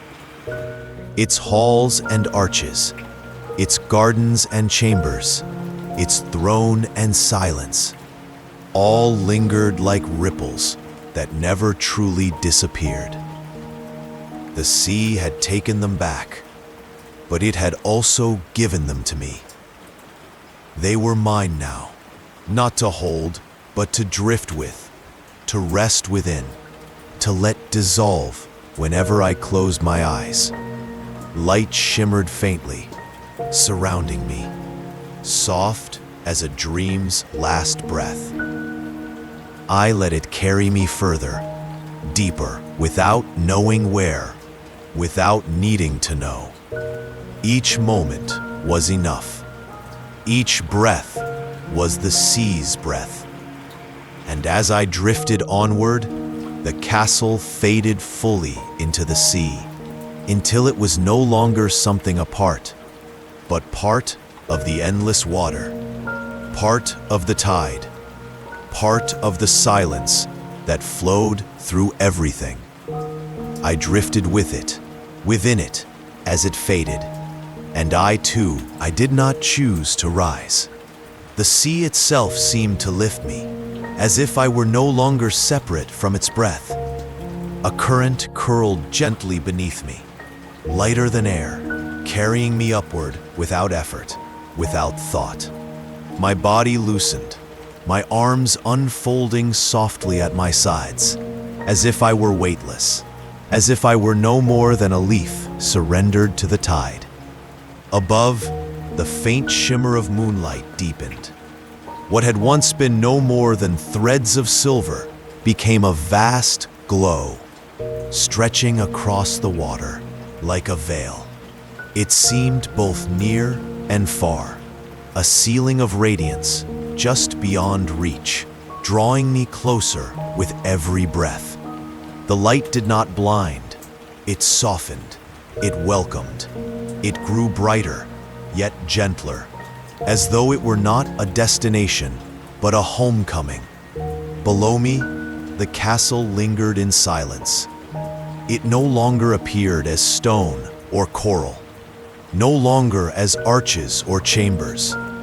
It had become part of the sea, a dream dissolving into water, a memory folding into stillness. I felt its presence more than I saw it, a weightless calm resting deep within the water, unchanging, eternal. It would remain there forever, silent and serene, a sanctuary for anyone who drifted far enough to find it. Bubbles rose from me in delicate spirals, drifting upward faster than I did. They shimmered like tiny lanterns, catching fragments of moonlight and scattering them in brief glimmers before vanishing into the distance above. I watched them rise and felt as though each bubble carried a thought, a memory, a trace of myself that I no longer needed. One by one, they slipped free. One by one, they vanished. One by one, I grew lighter. The ascent was not hurried. Time seemed to lengthen with each moment, stretching thin, as though the sea wished to give me every chance to linger.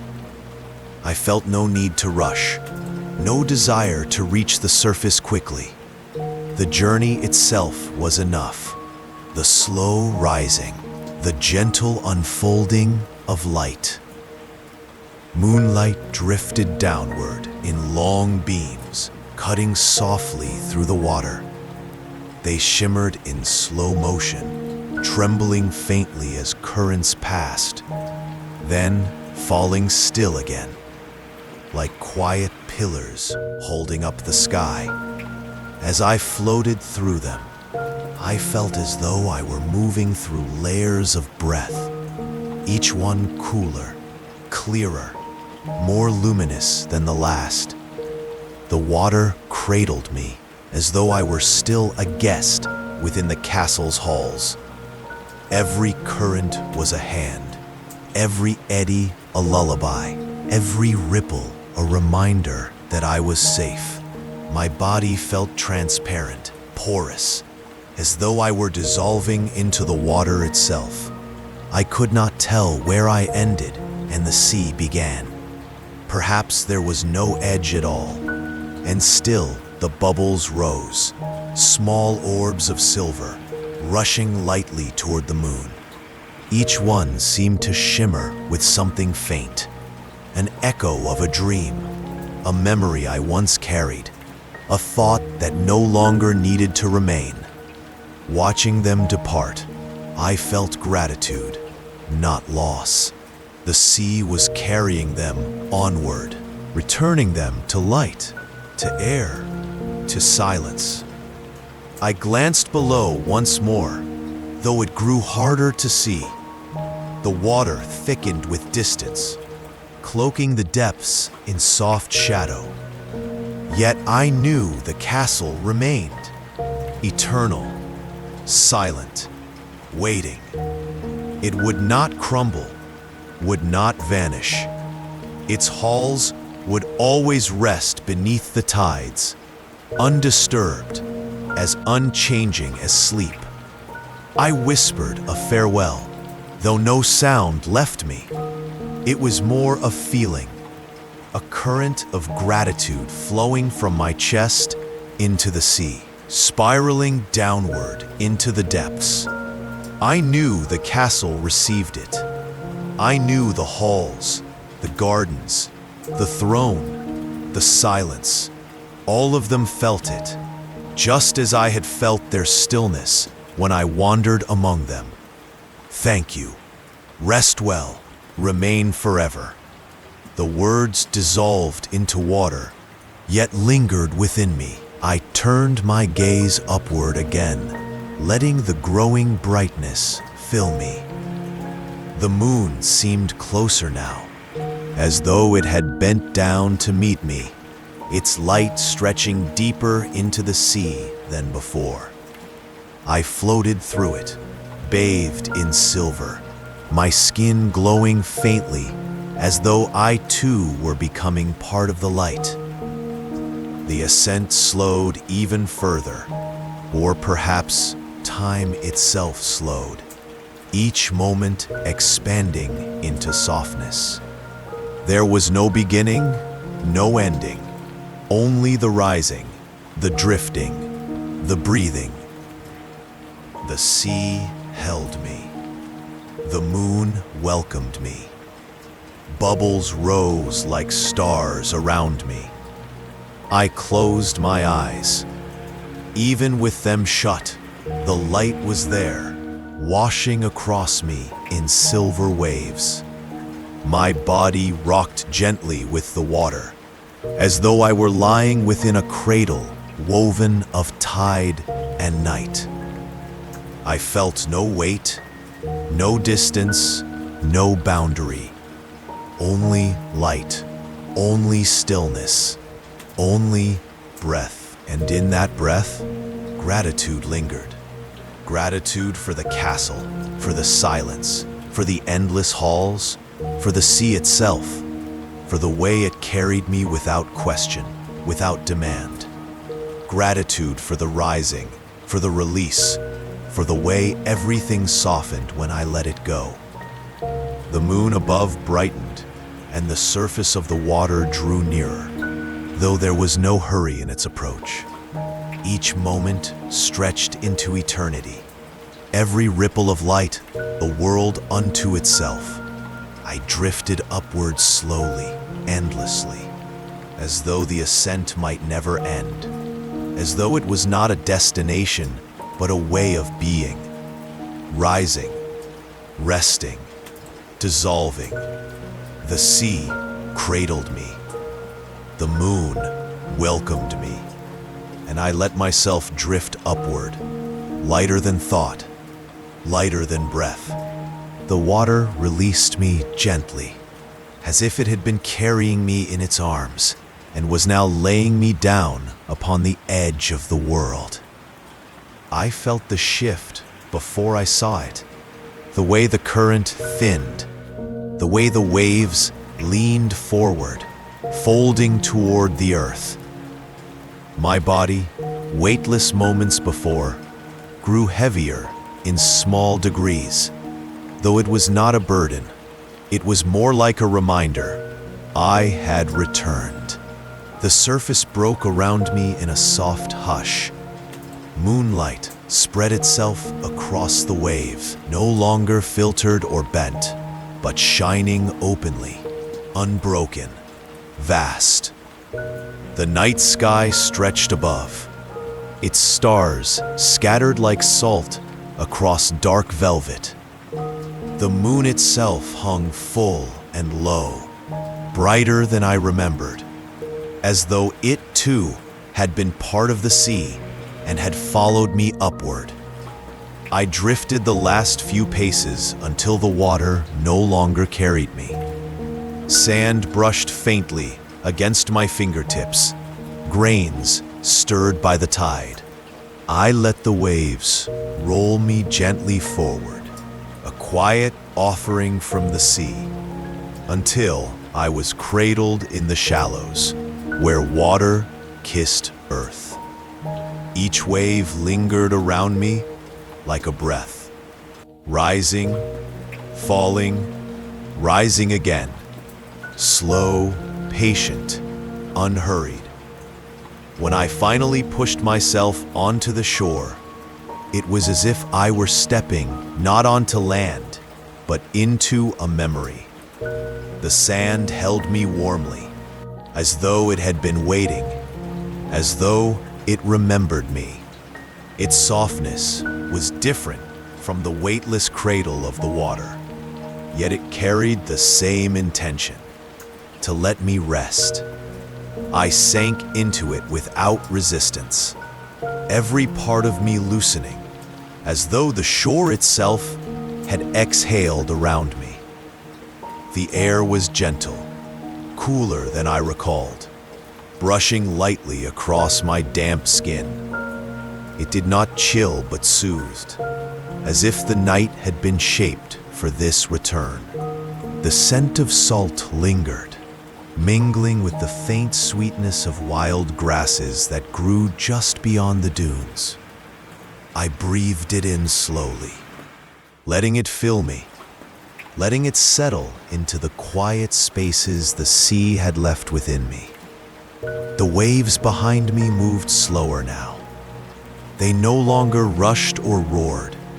Instead, they seemed to breathe, a long inhalation, a long exhalation, each one folding into the next with the rhythm of sleep. The ocean had grown softer, gentler, as though it too were tired, as though it too longed to rest. I lay back upon the sand, letting the earth hold my body. The heaviness I felt was not fatigue, not weight, but peace. My limbs settled without thought. My eyes drifted closed, though I could still sense the silver light of the moon pressing softly against them. My breath moved in the same rhythm as the waves, rising, falling, rising again. Time seemed to loosen here, the way it had within the castle beneath the sea. The journey felt both long and brief, as if I had drifted for centuries and yet only a single night. The memory of the halls, the gardens, the chambers lingered faintly, like echoes of a dream that refused to fade. They belonged to me now, though not in the way possessions belong. They were not mine to keep, but mine to remember, woven into the stillness that remained inside me. As I lay upon the sand, I thought of the way the sea had held me, the way it had carried me upward without effort. I thought of the castle, standing forever below, silent and unchanging, waiting in its eternal rest. And I thought of the way the moonlight had reached down into the water, guiding me home.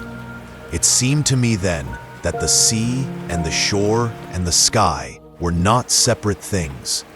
They breathed together, one into the other, like a single endless tide.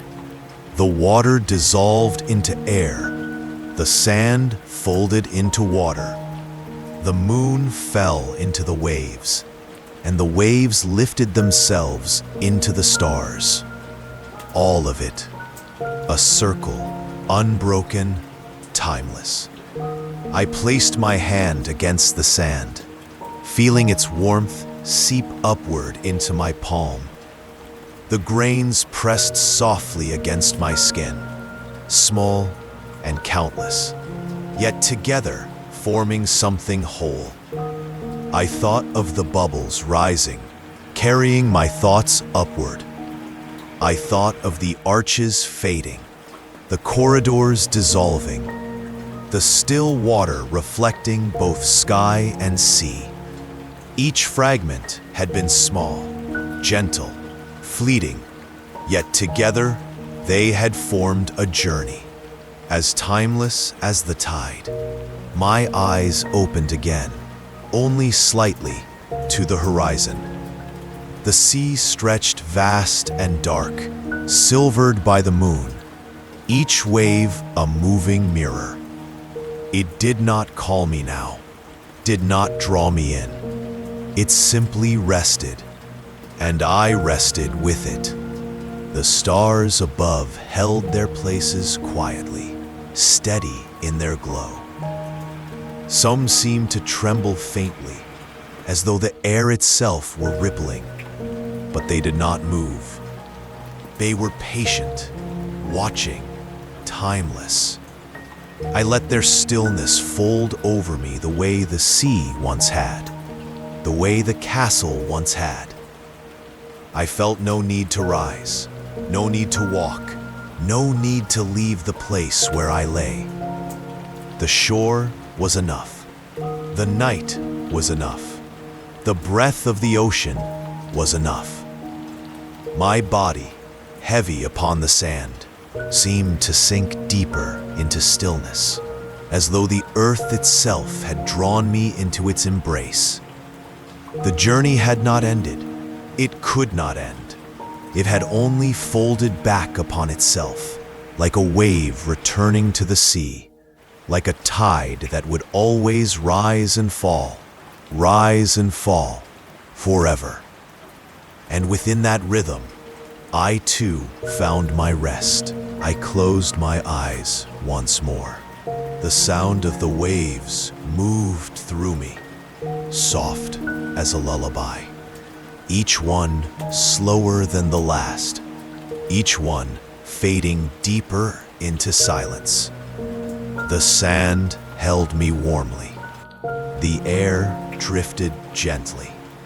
The sea breathed beside me, and I let myself dissolve into the timelessness of the shore. The shore held me in a space between worlds. I was not fully awake, yet not entirely asleep. My body rested on the sand, but my mind floated somewhere softer, somewhere just beyond. The air above me carried the scent of salt, and the earth beneath me carried the warmth of the day gone by. Between them, I lingered, half waking, half dreaming, unable to tell where one ended and the other began. The tide reached toward me with its slow rhythm. Each wave touched the sand, then withdrew, leaving behind faint glimmers of silver. The water's breath rose and fell in time with my own. In that gentle repetition, the boundary between myself and the sea began to blur. I felt as though I were part of its rhythm, a small motion within its endless breathing. Moonlight spilled across the water, but it was not steady. It bent and wavered, forming patterns that shifted with each ripple of tide. On the sand beside me, those patterns repeated. Curved lines, scattered diamonds of light, circles that seemed to widen and vanish. I watched them slowly, dreamlike, until I could no longer tell whether I was seeing them with open eyes or with eyes already closed. The horizon no longer appeared solid. Sea and sky blended together, as though stitched by light, too soft to hold. Sometimes I thought I could see where the water ended, a line of silver, stretching long and still. Other times, it seemed endless, the ocean lifting seamlessly into the stars. My mind drifted the way the tide did, touching one thought, then dissolving into another. Never holding, always moving, always slow. Words grew fewer, thoughts stretched long, their edges melting into silence. I no longer thought of the castle or of the journey, but of smaller things. The grain of sand beneath my hand, the sound of one particular wave rolling over another, the faint pulse of my own breath. Each detail repeated until it became more than itself, a rhythm, a lull, a dream. The longer I lingered, the more the patterns blurred. Moonlight upon water, water upon sand, sand upon skin, skin upon air, each one folded into the next, until no single thing could be separated from the others. I did not know if I was lying upon the earth or floating still within the sea. The sound of the waves changed subtly, or perhaps it was only my listening that had changed.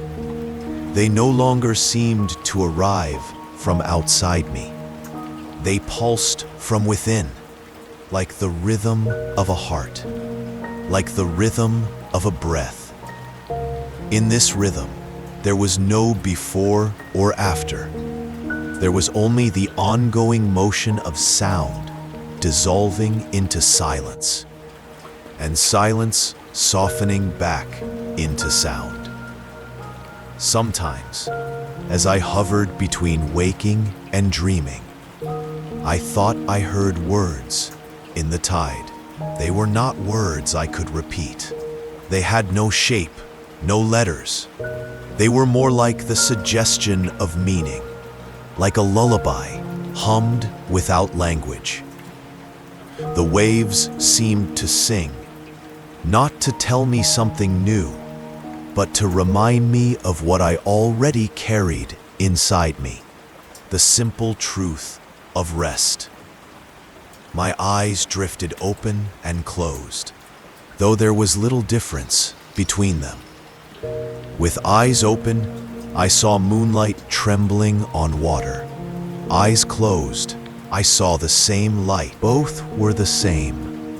The world around me grew transparent, as though it were gently fading into the space of a dream. I felt the edge of myself soften. My hands, once heavy with sand, no longer seemed separate from the grains they touched. My breath, once something I carried, belonged now to the night itself. Even my thoughts, slow, dissolving, no longer belonged to me alone. They joined the tide, rising and falling, carried outward into stillness. I could not tell how much time passed. Perhaps a moment, perhaps an hour, perhaps an entire night. Time itself grew soft, its edges blurred like the horizon. I no longer counted it. I only drifted within it. Each moment was the same as the last, yet each one deepened, quieter, slower, softer. The patterns of the shore became patterns within me. The silver light traced itself across my thoughts. The tide rolled through the spaces of my breathing. The line between sea and land, between sky and earth, between dreaming and waking, became less a line and more a place. A vast, endless place where I could rest without end. Here, nothing pressed forward. Nothing asked to be remembered. Nothing reached for tomorrow. Everything simply drifted, as though all the world were a single exhalation, spreading outward into calm. I lay there, still and timeless, until I could not tell if I was the dreamer or the dream. Perhaps the shore itself was dreaming me, holding me gently within its timeless rhythm. Perhaps I had always been here, waiting, resting, breathing with the tide. The moon above, and as I sank deeper into stillness, I felt myself drifting with it, into light, into tide, into dream, into rest. Silence gathered around me like a tide that could not be resisted. My thoughts, once moving like the gentle current, slowed until they no longer reached outward. They folded back into themselves, smaller and quieter, like shells returning to the sand. At first, there were still shapes, faint and dreamlike, lingering in the dark. A silver wave, rising and falling, a piece of coral, drifting as though suspended in memory. The surface of still water, mirroring a moon that no longer seemed above or below, but simply present everywhere. These fragments appeared, lingered softly, and then faded, like the faintest echoes dissolving into distance. The more they faded, the more silence grew. It was not the silence of emptiness, but the silence of rest, the kind that holds you gently, the kind that asks nothing in return. Each time I noticed a thought, it was already slipping away, already dissolving, already gone. What remained was only stillness, spreading wider and deeper, until there was no edge to it at all. My breath seemed to belong to that stillness. Each inhale was softer than the one before. Each exhale, longer, slower, emptier. Breathing no longer felt like an effort. It felt like the tide itself moving through me, carrying me inward. The fragments that appeared now came fewer and further apart. A glimmer of silver light, a faint curve of coral, a ripple widening on unseen water. Each appeared alone, held for a moment, then faded before another arrived. Even as they appeared, I felt no need to hold them. They passed like clouds that vanish into night. Between them stretched long pauses, deeper than anything before. Pauses where there was no image, no sound, no thought, only the quiet of rest. Those pauses grew longer. The spaces between thoughts became wider than the thoughts themselves, until at last, the silence was the only thing that remained, and the fragments were no more than the faintest shadows within it. I drifted, not toward anything, but into the space between. It was a space without direction, without weight, without time. It was neither above nor below, neither sea nor sky. It was simply rest, endless, gentle, holding me the way water holds a pebble, the way night holds the moon. My body felt heavier and lighter at once, heavy enough to sink deeper into the earth beneath me, light enough to dissolve into the tide that surrounded me. Each sensation carried the same meaning: stillness.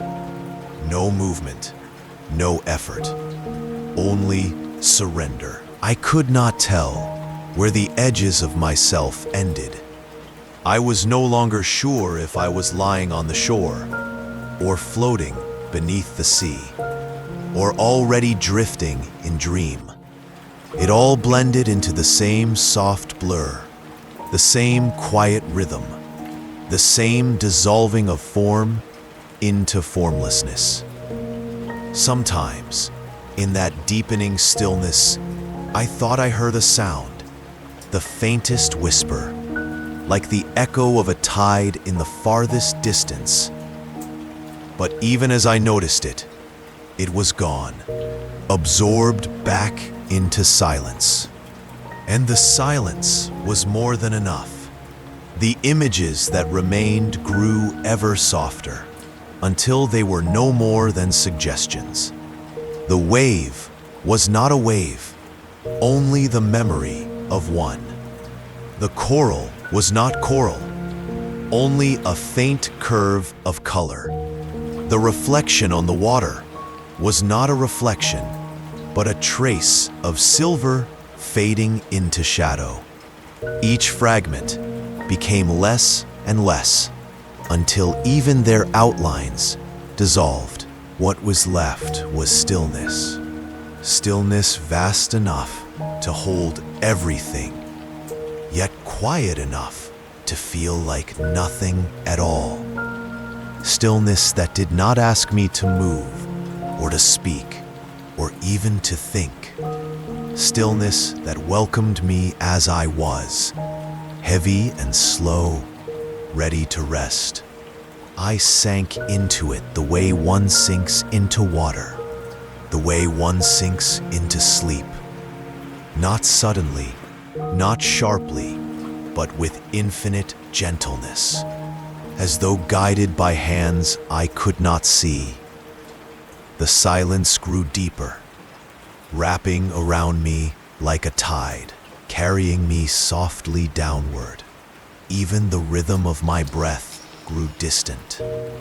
Inhale, exhale, inhale, exhale.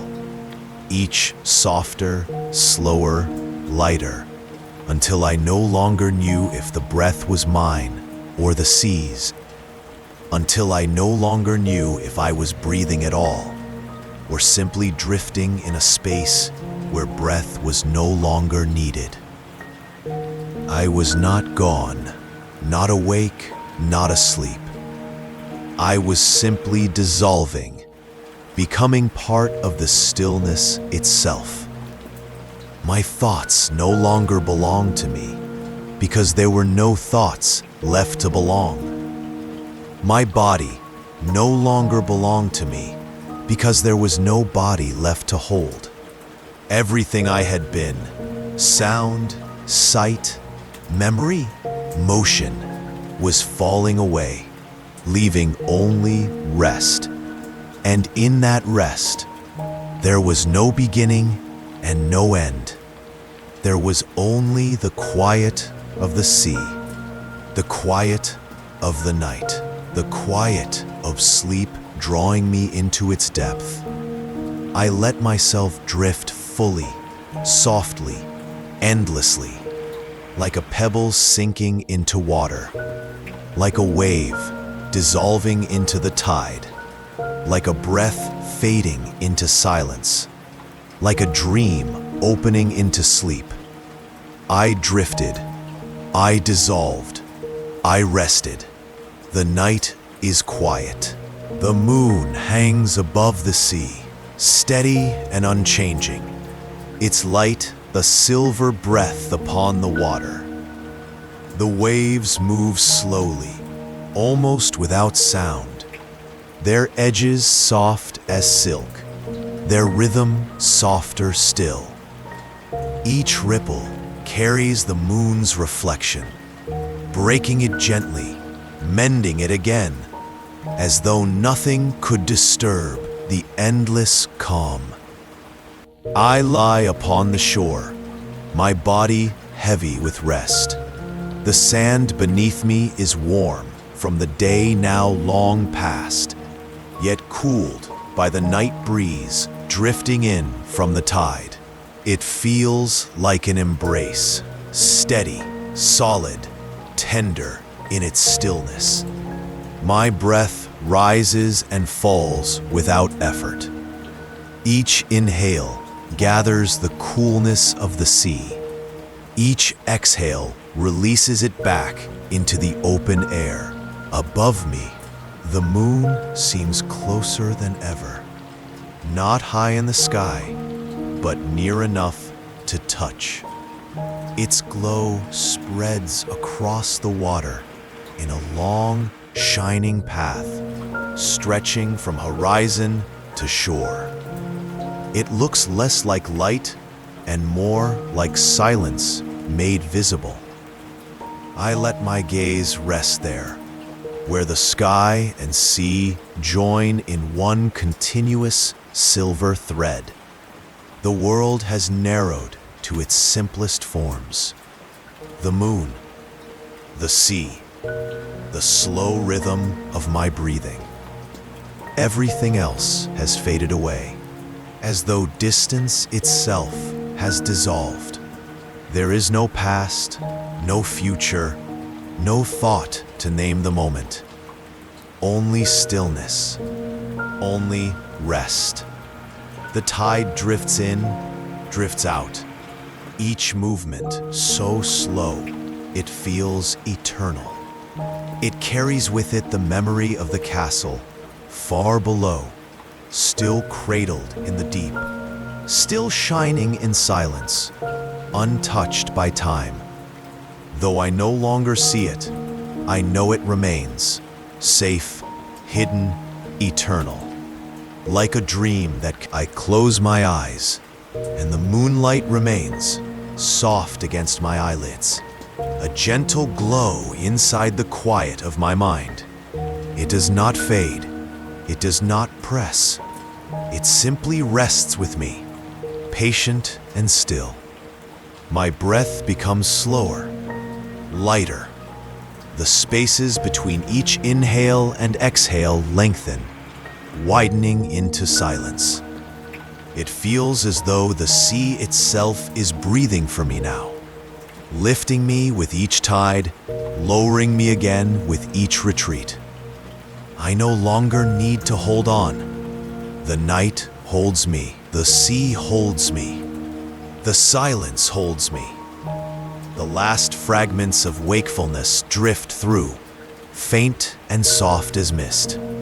A shimmer of silver water, the faint coolness of air across my skin, the sense of lying close to the sea's endless lullaby. Each fragment appears, then fades, then disappears into stillness.